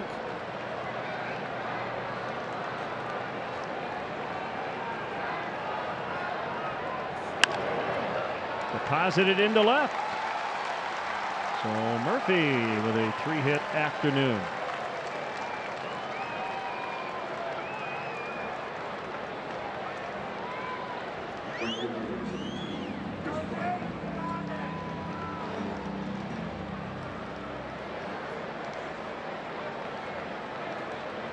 Bryant singled and scored in the 8th.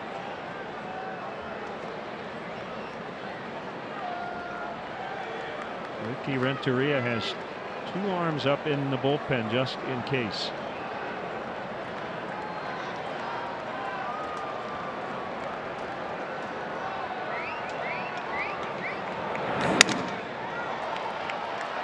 Caught by Anderson for out number 2 as Chris broke his bat.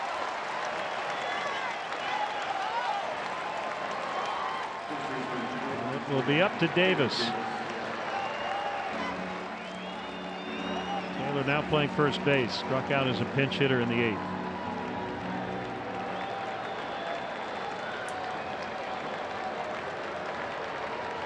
Magic number appears to be stuck at 8 with the Brewers-Pirates game now underway. 1-0 Pittsburgh in the 3rd.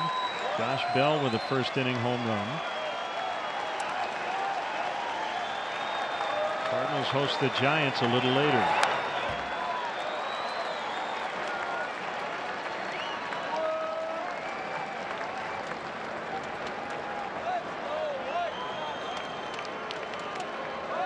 Cubs had been pitching so well, but they surrendered 19 runs here in the last 2 games.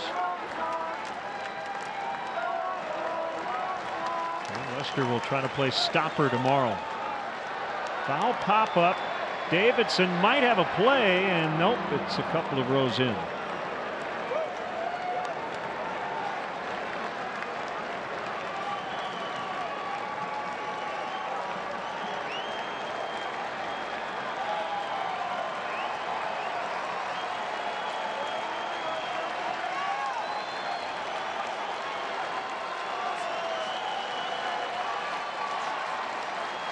(10-4) White Sox in the 9th.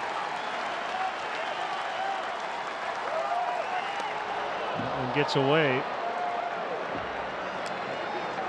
And Murphy will jog down to second.